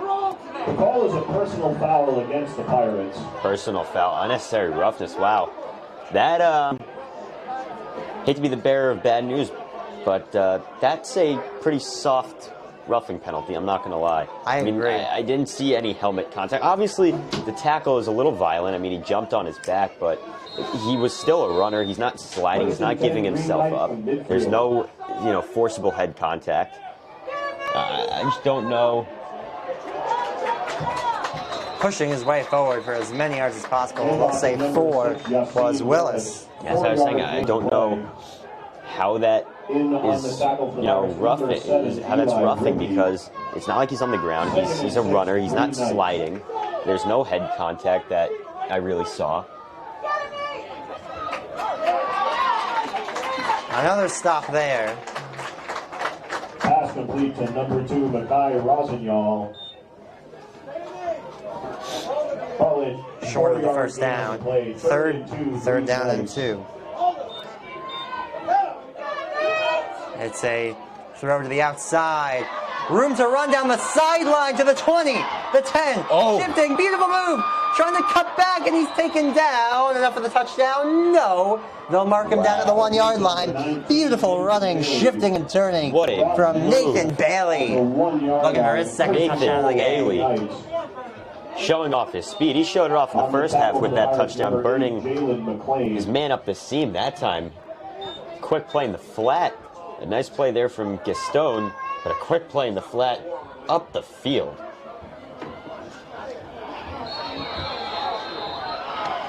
And it's going to be a touchdown. Green Knights. It was stuffed home. Pylon pushed forward, and it is a one-score game once again. 17-13, and the extra point unit will come out. Yeah, it's going to be very hard to stop a guy like Yassine Willis in that kind of situation. I mean, a big body running back. I mean, some NFL running backs don't even have the 6'2", 225 frame that Willis has. Extra point. Snap is good, hold is good, kick is good, and it's a 3-point game once again. And we'll take a break. Team with me at Real Page, NFA Just Network, 3-point game at Tubman Field. The score, yours, Seton Hall Prep Pirates.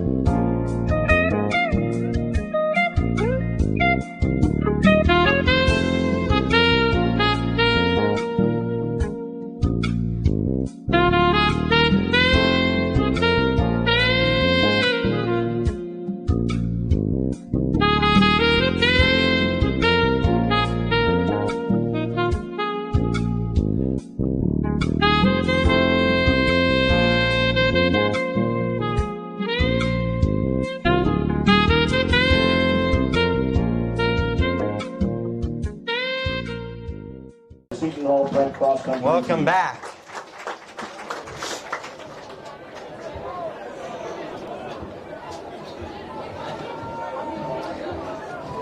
A touchdown from on each team's last drive.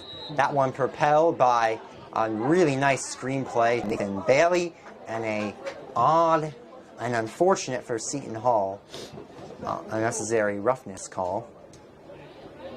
But the Pirates are back on offense, still with the lead and a chance to add on to it.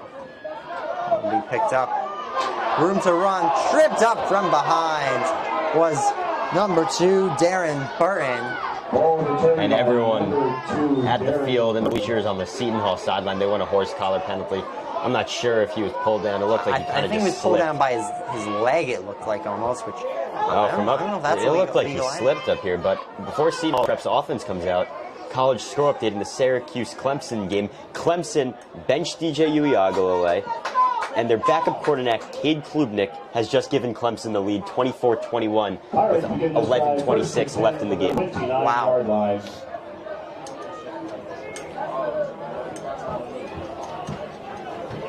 So, great game happening now. Syracuse, Clemson. Syracuse having one of their best games in quite some time. Syracuse hasn't scored at all in the second half.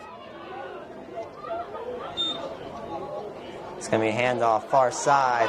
Kelly with room to run. Some blockers, and they'll take this one. Past the 40 for the first down. Nice little draw play there. Daly gets to the outside, up the field, and into the secondary. First and 10 Pirates from their own 41-yard line. On the tackle for the Green Knights, number 16, Cooper Kurtz. 4:18 and counting remaining in this third quarter of action. You got all that time left on the clock, and then 12 minutes more of game clock in this one. It's a 3-point game. It's been an exciting one. This time, run up the middle from Lonergan, and I'll pick up 3 for the Lonergan keeps it himself. first down run. Good job by Lonergan. 2 hands on the phone. 44-yard line. Covered up in that pile. On the tackle for the Green Knights, number 7, Mackay Jones.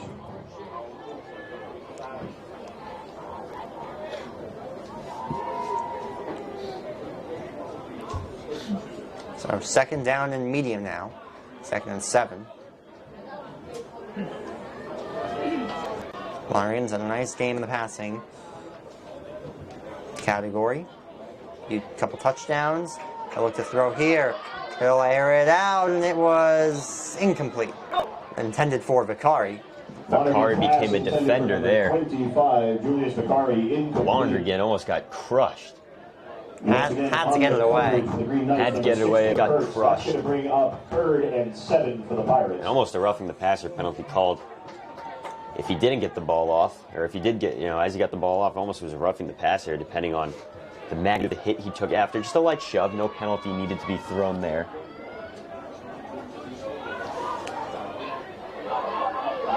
And they jumped. Flag comes in. And let's see if they call it offsides, and they will. It looks like Mackay Jones pleading his case. He claims the left tackle Tyler Dunn jumped, but that was not the case. I think we all saw it from up here. Offside against Jones bit, jumped into the neutral zone. That changes a lot. It changes the complexion. It's 3rd and 2 in offensive territory.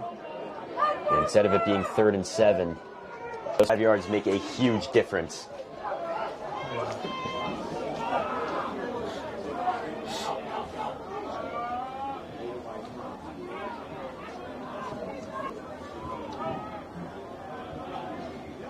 Let me hand off to Daly, and he's short by a yard. And do you go for it at the 50-yard? Off the number 20, Andrew Daly. That's good for 1 yard. Short gain on the play. That's going to bring up 4th and 1 from midfield. Do you go for it on? And now Daly has to come off for a play. No, and they will send out the punt unit and catch pole on 4th down and 1. Something that this crowd does not like. Number 98, Jack Hall.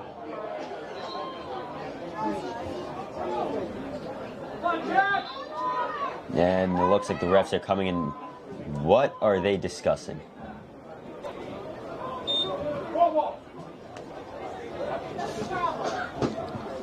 What are they discussing?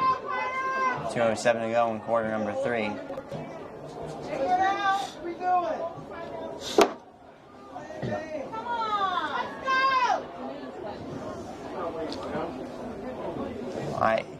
I'm not quite sure what the issue is here. Don't know what's going on. I mean, the officiating all afternoon has been pretty controversial. But I don't know what is going on here. The fans are not liking this. And neither is the Seton Hall Prep sideline. I believe they're letting St. Joe's get a late substitute. Not sure what that was. Though I will say, a Seton Hall Prep coach was letting one of the line judges hear it on the sideline. Catch pole boots it away. Seton Hall players surround it. They will let it roll and pick it up at the 12-17 yard line. At the 16-yard line by number 2, Burton. That is where first and 10 from their own the Green Knights will line. start their venture to take the lead.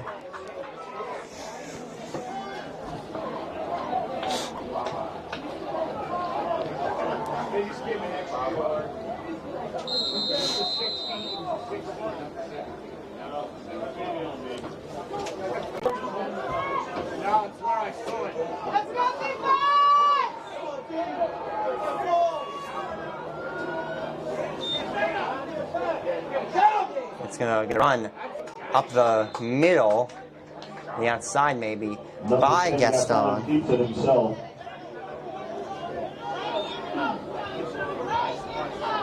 Call it 6-yard delay, 2nd and 4. This time, another play to the outside. Gaston completes his pass to number 11. I'm not sure if that was what the play was. I believe McCoy was going to run over the middle on a slant. Gaston was going to get it out quickly. I think the ball might have slipped out of his hand. First Nonetheless, down. a good adjustment. Run to the outside, shifting and turning, staying inbounds, somehow tiptoeing was Willis. Willis took a big hit there. I'm sure whoever's tackling him feels that hit more than Willis does. 2nd down and short. Spot at least. And yes, they will say 2nd down and short. For now, what is going on with the refs? They've been very indecisive. Not only have they been indecisive, they've made controversial calls. They take an official's timeout, 40 seconds. Trying to discuss whether it's 1st down or not.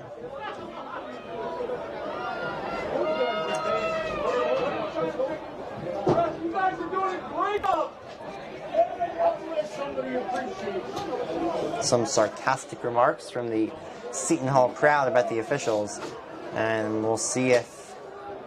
Not sure if those might have been the coaches either above us or next to us. I'm not sure. They bring the chains in for a measurement. See if it is... What exactly is... The Seton Hall Prep sideline is blocking our view. I thought he was short. It looked short, but obviously the sideline blocks that view. Those 50-50 raffle tickets ready. At the conclusion of the next play, we'll call the winning number. Our winner will be taking home $1,235. Get those tickets ready. We'll make that call at the next break in the action. 45 seconds to go. So it depends how long this lasts, but this may be the last of quarter number 3. A new set of downs to work with inside our own 40 for the Knights. It'll be a QB read, room to run, up the sideline. Oh, no nice one block near there. him, all the way to the end zone for a touchdown. Ston and the Green Knights have the lead. Wow. The read option, the trickery, that fooled me.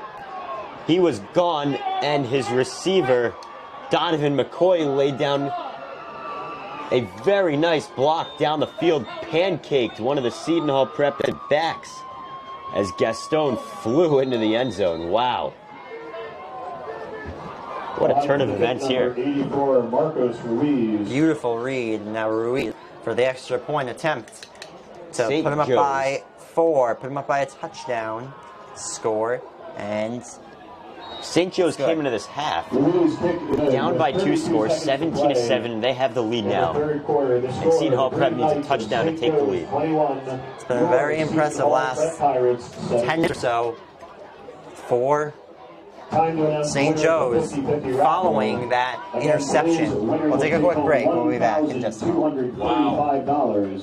The winner is a white ticket winning number. You can see the future of the Duke and North Carolina rivalry on D1 Media Pro. There you see Hubert Davis, head coach of North Carolina, here to see Simeon We're Wills. looking live right there at a trio of Duke basketball coaches: John Shire, Nolan Smith, Emil Jefferson. Clock now at 12. Kicks it in the corner. Lively for three. Got it. Derek Lively, a corner three. And an early third quarter. Has a look to go off the dribble here. Goes right around Lively, and he gets the roll. Inbounds to Wiltshire. Welcome back. On the kick for the Green Seton Knights Hall for Marcos Ruiz. will now get the ball back on offense, and they will attempt to answer with a touchdown of their own. Ball fell off the holder prior to the kick. So they'll try this again. Second time this happened today, Ian. Yeah, and it's only happened to St. Joe's. The opening kick was delayed because the ball fell off, and it fell off again here. Let's try this again. And they will be booted off and picked up by Burton. Burton trying to find some room, shifted, might have ran into his own man. Ball was fumbled, was recovered by St. Joe's, and it was! Oh no! From the Seton Hall 20-yard line. Burton spun around there, and immediately the ball just pops up as first contact was made, it looked like. Wow. St. Joe's red zone football. What a turn of events, Jacob. 27 seconds left. It is quiet on the Seton Hall Prep side of the bleachers. Not what you want to see from the top players, and Darren Burton fumbling the ball on a kick return. Throwing there, caught for a short gain by number 2, Makai Rosignol. 4-yard gain on the play, 2nd and 6, St. Joe's. 5-yard curl route there. This one will be a run. Pushing his way up the middle. Stopped at the 15-yard line exactly. Willis with the carry. Well then quarter, number 3, and we'll take a break. We're back, 4th quarter of action, red zone football for St. Joe's when we return. Pirates 17. The Marauders go back to their bread and butter. Their 3 offensive touchdowns today have all been on the ground. They'll go back to the ground here with Slade, and he's untouched into the end zone for a touchdown. Sam Slade. 21. Missouri under pressure, and he's taken down. Jack Price with the sack. That goes under center. Toss to Thomason, far side, trying to pick up blocks, trying to cut back upfield, and he's in for a Seton Hall Prep touchdown. Hand off, Butler once again, steps through a couple of tackles, spinning the pile, pushing him forward. Is he in? No signal, yes he is, touchdown. Salters will take the snap, looking to throw deep, he's got a man, wide open, it's caught. Justin Mays, a foot race to the end zone. There he goes, touchdown. 81. Brown. Quarterback sneak to the end zone. He's in! Touchdown, Westfield!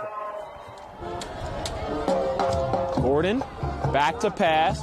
Gonna throw a deep ball, far side. Caught! Touchdown! Nasir Addison.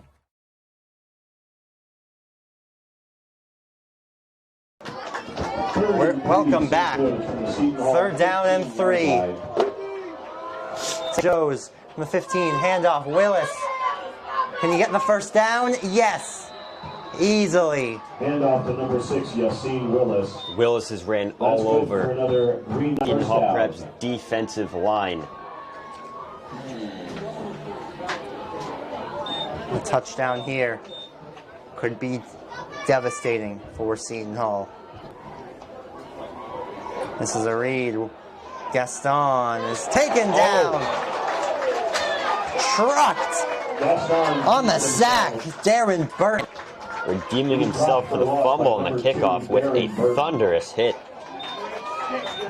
2-yard loss on the play. Second and goal, Green Knights from the Seton Hall 10-yard line. 2-yard loss on the play. Second and goal from the 10. It's a run. Some equipment looked like it popped up, and it will be a gain to Willis. Now I'm looking here on Rivals.com. Yassine Willis is a 4-star recruit. Uncommitted right now. But he is projected to commit to Pitt. And it's going to be a touchdown. Once again, second of the game for Gaston. He runs it in. And it is a 2-score game. 27-17. Some fans are now beginning to exit their seats. I don't know why. 10:45 to go. On for the point after number 84, Marcos. Yassine Willis has had more visits to Rutgers. Pitt, Rutgers, both Division I football schools. Pitt won the ACC last week. Ruiz's extra point was drilled. Oh my goodness. The kick by Ruiz is good. 10:47 to play in the game. The score, the Green Knights of St. Joe's 28-17. Yours, Seton Hall Pirates 17. Now talking about Yassine Willis, he's had 18 offers from Division I schools. Has most 4-star. And is the #1 running back in the state of New Jersey for the class of 2024. He's just been running all over the Pirates this afternoon. 705 rushing yards, 11 touchdowns heading into today. And number 28, Luigi Pantano. You know, one of the best running backs to ever come out of New Jersey, playing in the NFL right now, Jonathan Taylor. His numbers at Salem High School in New Jersey were just silly. Ready to, following this kickoff play, that Seton Hall hopes to be more successful than their previous one. Burton will return it again. He stopped before he can even get to the 20-yard line, maybe at the 20. I'm not going to sing before. Jonathan Taylor's numbers, his senior year at Salem High School, 2,015 rushing yards and 35 touchdowns. Oh, wow. That's video game numbers. Are you kidding me? And just a dozen or so games as well. Those are video game numbers. 20-yard line. I mean, what did I just hear? There's a reason he's been dominating the NFL. He also never got hurt. His first injury earlier this year, a couple weeks ago, was his first ever injury in football. Broke a quiet iron. Lonergan will roll out to his right. Can't find anyone. Shifts away, and he'll be taken out of bounds. I don't know why he didn't throw that away. Yeah, I'm not sure. Next time you might want to just throw it away. If no one can get it, just eat it. Eat the down. Don't take the sack. 3-yard loss on the play. But now Seton Hall, I mean, they're not in a good spot in terms of this possession, and then in terms of the game, I mean, they're down 11 points. They were up by 2 scores coming out of the half, and, you know.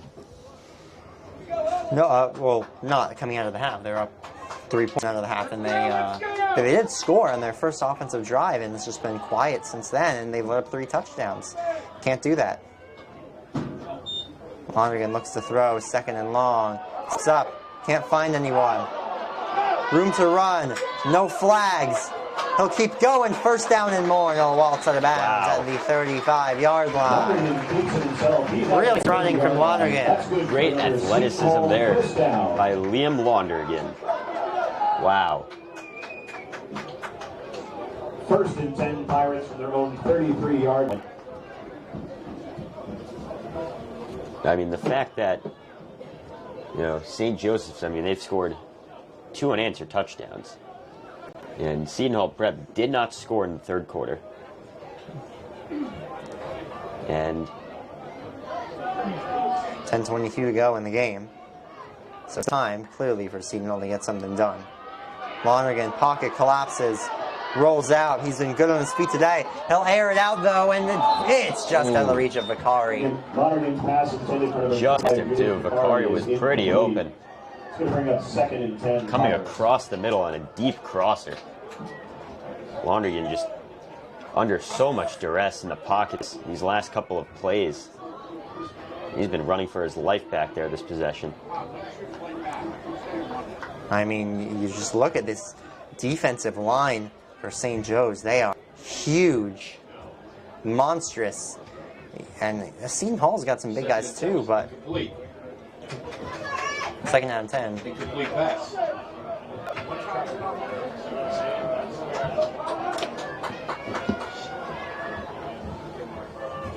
Incompletion leads to a stoppage in clock. 2nd down and 10.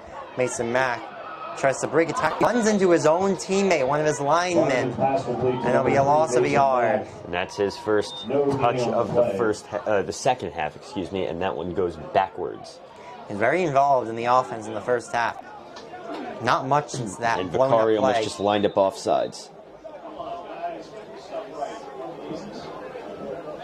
Now it looks like there's a holdup on the referee's settings. Chain busted again.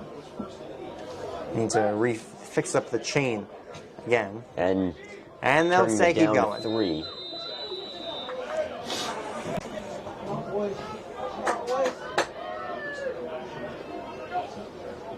Looking to throw is Lonergan. Over the top, it's caught by Brody Davis. And not on the first down. It looks like he caught it past the marker and just went backwards. I'm not sure if they're going to give him the forward progress here, and they're going to mark him maybe 2 yards short. They have to, down by 2. On their own side of the field, too. They have to get this one, Jacob. They have to get it.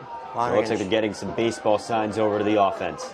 Lonergan trying to get a jump. He will have to snap it, though. Lonergan, handoff. Dunmore, stuffed way behind the line of scrimmage.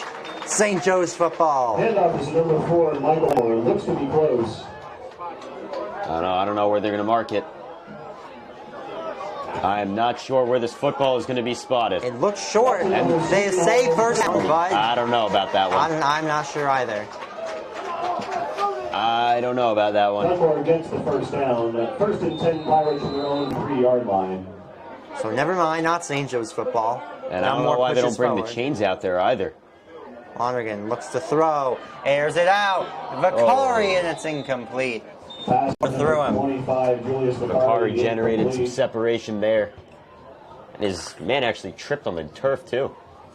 But the throw just out in front of him. 2nd and 10, Seton Hall.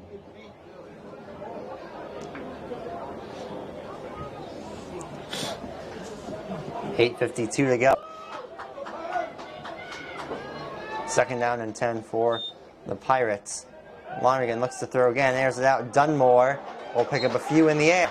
A little more than a few. And it will be a 3rd down and 4. You know, no matter what, this is 4-down territory. They've showed that. Dunmore in the year coming into this game averaging 9.2 yards per catch. So they do utilize him as a receiver quite a bit. And he does make good use of his targets. A lot of receivers lined up out wide. Lonergan, the throw, he'll scramble, he has room on the left side, he'll float it up and it's incomplete. Wow. I think he should have just taken off there. Very close to being an illegal forward pass. Very close to it, and now they're stuck with 4th down. I mean, Lonergan probably should have taken off. He's gotten the ball out early. He had room to at least get a few more yards. Maybe even the 1st down, but I don't know. That could have been.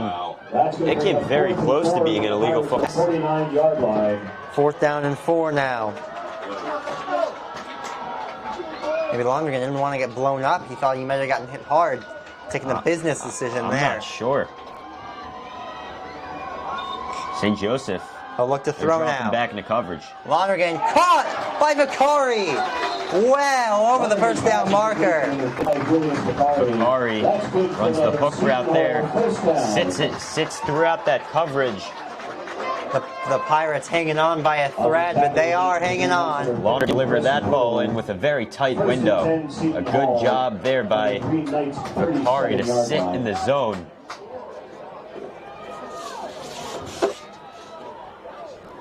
Push from Seton Hall coming. Lonergan on the low snap, looks to throw over the top, and it's broken up, looking for one of his favorite targets, Brody Davis. And Davis hobbling back to the huddle there. I mean, you've noticed, what I've noticed today is that Davis has been hobbling back to the huddle after some snaps. 2nd and 10 Pirates. Right there ran a crosser over the middle. DB just happened to be there, and the throw was a little on the inside of Davis. A little behind him, it looked like. Yeah. Could have been a little more side that time. A 4-3 look from the St. Joe's defense. One safety. Be interested to see what they send. Lonergan's looking to throw again. Dumps it off with some blockers. And it's Dunmore. Picking up 5. On the tackle for the Green Knights, number 7, Mekhi Jones. 3rd and medium, excuse me. That's going to bring up 3rd and 5, Seton Hall from the Green Knights 32-yard line. One thing Seton Hall's done a very good job on in this drive, killing a ton of clock. No, they're not killing clock. They're not committing penalties either. They're just being very smart with the plays. Lonergan play action, rolls outside, and it's caught. Yeah. Was it enough for the first down? Very short gain, too. It looked like he'll be marked just short. Just short of the first down. Call it 4th and 1, Seton Hall. He's limping off to the side. I mean, he's been playing like a warrior. He's been hurt most of the game. 4th down and 1, and a big one with the clock running.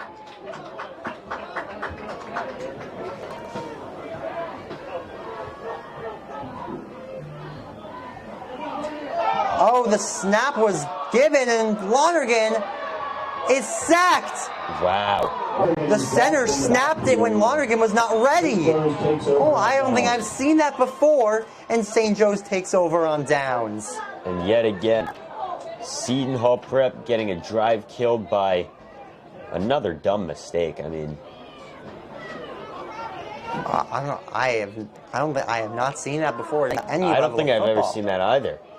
I mean, Brody Davis still on the Seton Hall sideline. He is down on the sideline, getting worked on by a trainer. Hopefully he is okay. He has been a warrior today, playing throughout whatever injury he has had.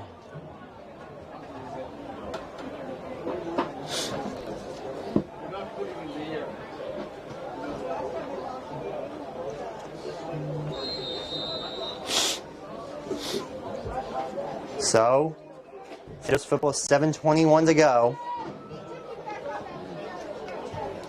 And they will take it at the 35-yard line. And a big stop on the run. McLean there. Hand off to number 34, Luke Tucci, brought down by number 8, Jalen McLean. Call it 1 yard on the play, 2nd and 9, Green Knights from their own 36-yard line. 7 minutes to play in the game. It's not, no, it will be a read play. What a run, bursting up the middle in offensive territory now is Gaston. And he gets thrown down to the turf violently. They're just dragging defenders with him past the 40. I mean, Gaston has just been running all over the field today. Don't mind that 5'8" frame.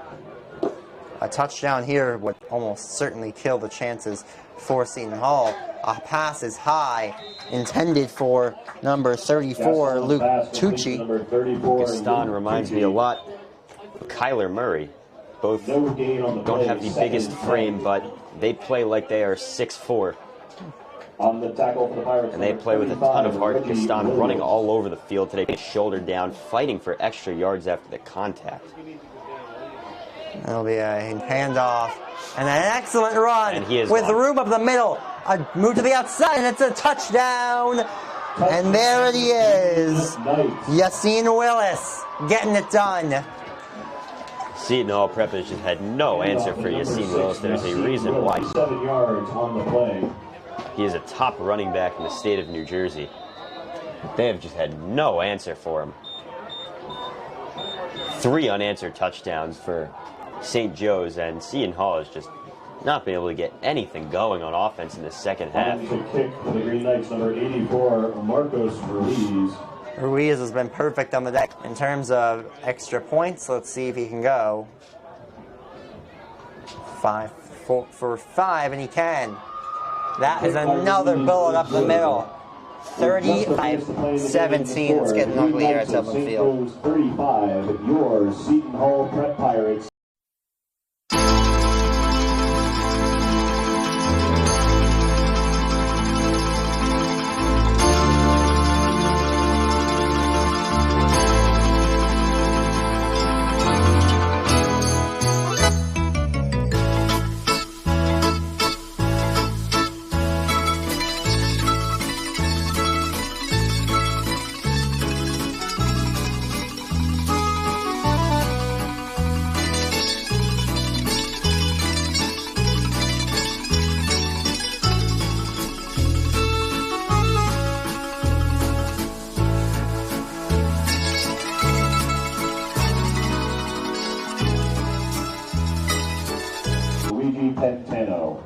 Welcome back. 6:02 to go.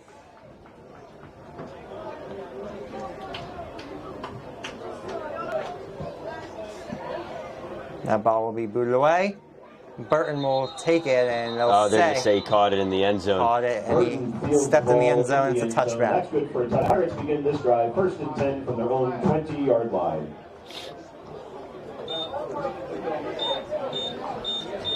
So the 20-yard line is where Pirates will start.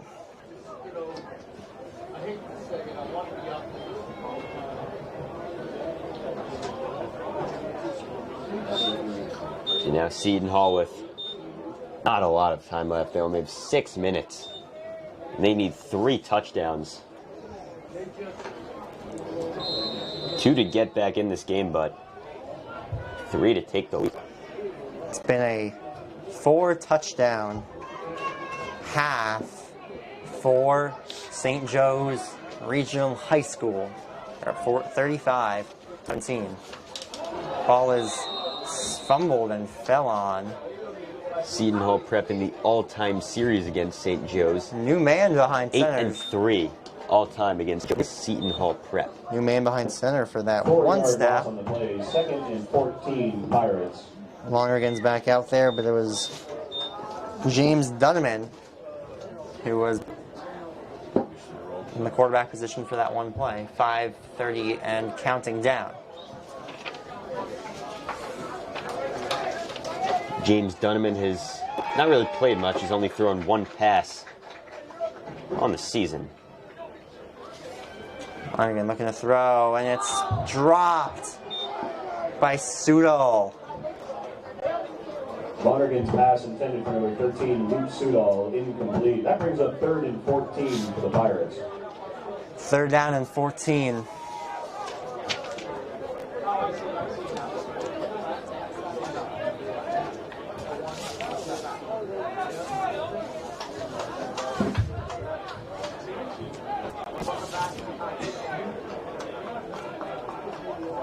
It was a great first half, and that play bleeded into the beginning of the second half for the Pirates, but very rough since.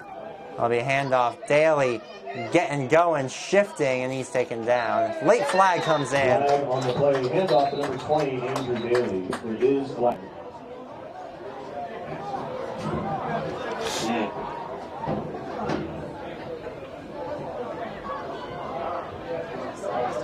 And personal foul, 1st down. With the penalty yardage, that's going to give the Pirates another 1st down.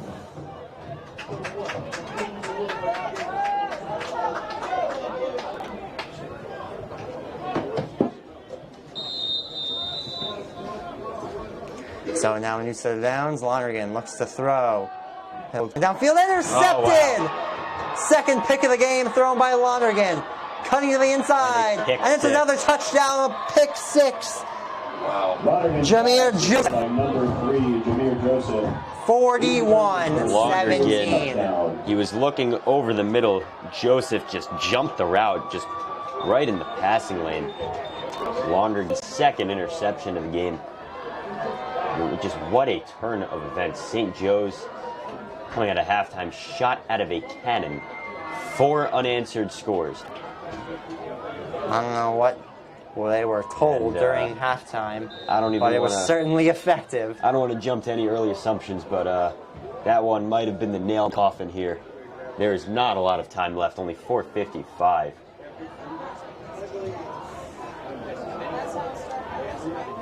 But wow. Extra point is good.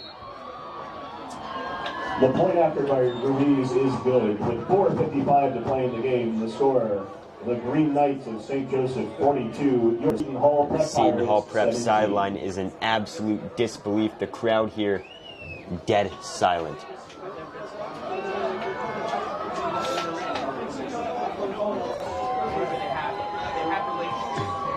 We'll take another break. Actually, never mind. We will not go to another break. We'll stay with you right here. It's just been everything going wrong for the Pirates. Don't forget, immediately following today's game, please head over to Caldwell High School to cheer for your snaps. varsity soccer team looking to win their 9th Essex County Championship when they meet up with the Red Raiders of Newark Eastside. Bad passes, unfortunate penalties. 4 o'clock. Hope to see you there. Breakdowns on defense.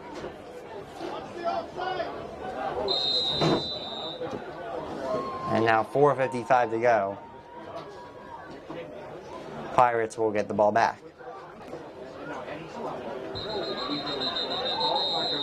He grabbed it in the end zone. It's a touchback. Rui's kick is fielded by number 21, Caleb Passels, in the end zone. That's good for that. Pirates begin this drive 1st and 10 from their own 20-yard line.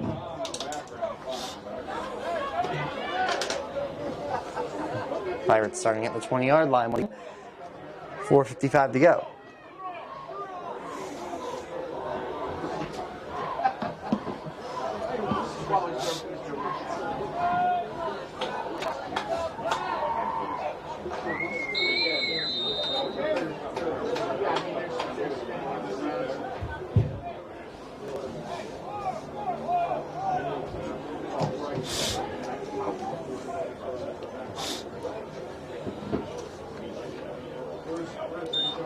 That'll be a handoff, cutting to the inside and not going far. A gain of 5, it looks like. That's a new running back in now. 36, Ben Mitro, sophomore running back and linebacker. So is a quarterback, James Dunneman. So backups out there. Seton Hall not risking injury in a game that has no purpose at this point. And a nice run to pick up the first down by Mitro. Nice little run there. First down. 1st and 10 at Seton Hall from their own 32-yard line. Hits the hole out of the I minutes to form play in the game. and runs for the first down with a head of steam.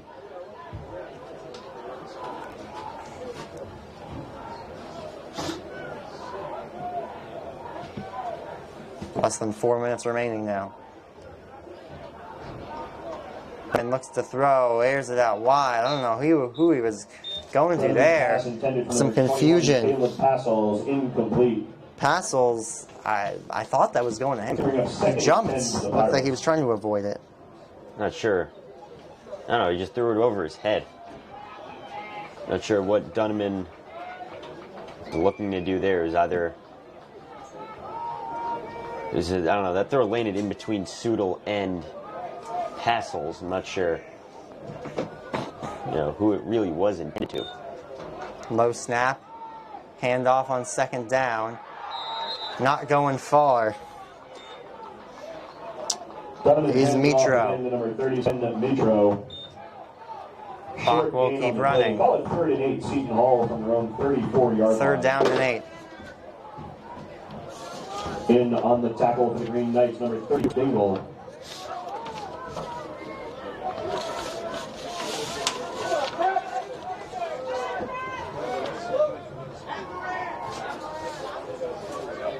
Looking to throw his Donovan. He'll float it out way past the reaching arm of Jack Carino. Benjamin Mitro, the running back, hasn't really played much. Only 8 carries, 25 yards. Number 21, Elijah Smith. Punt unit will come out.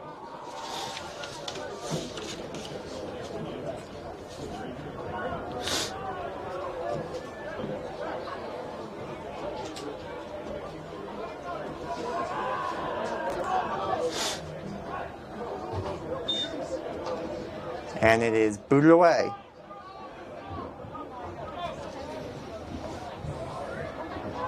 It will roll. Beautiful punt by Catchpole and stop and be picked up at the 15-yard line. Down at the 15-yard line. St. Joe's takes over first and 10, 2:54 in the game. 2:54 to play. Now, if you're St. Joe's here, they are probably going to run the clock out.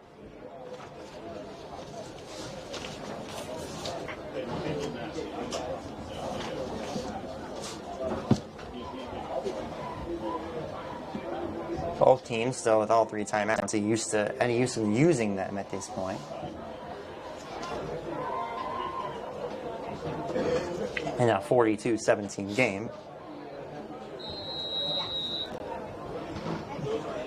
If you are a hockey fan, Devils fan, the Devils have just beaten the San Jose Sharks 2-1 and have won their 3rd consecutive game to go back above the 500 mark. I don't remember the Devils being over 500, and it's been a while. Let's put it that way. Last November was the last time I can recall. Had a nice start to last year. It did actually, and then Dougie Hamilton actually got hurt. Hamilton got hurt.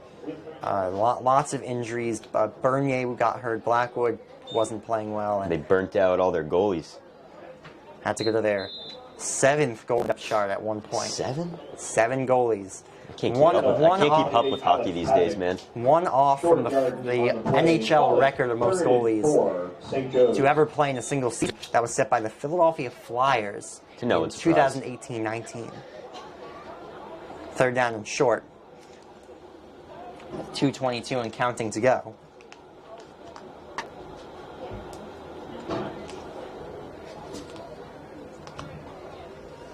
They're waiting as long as they possibly can, and there'll be a handoff and pushing for a. It looks like the backups are in for St. Joe's too. Backups are in for St. Joe's as well, and they'll be first down. Move the chains. Montanian at quarterback.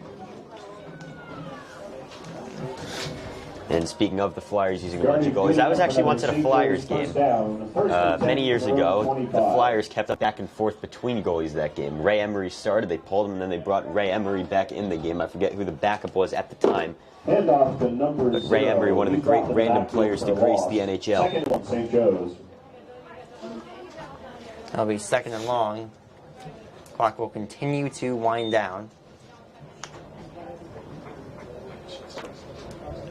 Under 90 seconds now. Looks like most of the backups are in for Seton Hall right now. Oops, someone jumped offsides. Most of the backups are in for Seton Hall right now, and most of the backups are in for offside against the Pirates. St. Joe's. Offsides, so it's 2nd and 9 now, rather than 2nd down. And the clock will continue to run. They'll wait.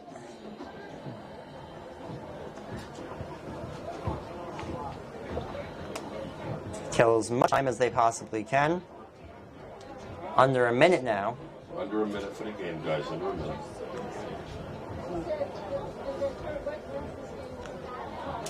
Killing as much clock as possible. Both teams want to go home. I would assume that at this point. That'll be a run up the gut. 1st down and more. And the ball came out. Runner was down by contact anyway. And Alex Paddock.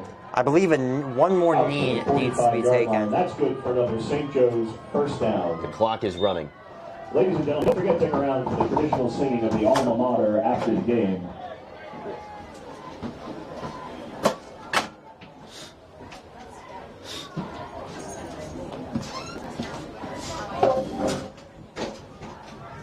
Clock under 20 now. They'll run one final play up the middle to the 50-yard line, and that'll do it. Number 28, Alex, pass across midfield. And in on the tackle for the Pirates, number 1, Kelvin Williams. both teams will greet at midfield. That's the end of the game. That is the game. A dominant second half in the Green Knights results in a dominant victory, 42-17 of the Pirates. Thank you very much for watching and for joining us on this journey. If you stayed stuck with us till the end, an extra thank you to you. Don't forget, at 4 o'clock, Seton Hall Prep varsity Final score once again, 42-17. St. Joe's Montville for the Seton Hall Prep Pirates. Thank you, and have a great rest of your day. At 4 p.m. at Cole High School. He's going to take it himself for a championship. A double play wins it from Frazier. Turn it to the end zone. What a catch. Micaiah touchdown.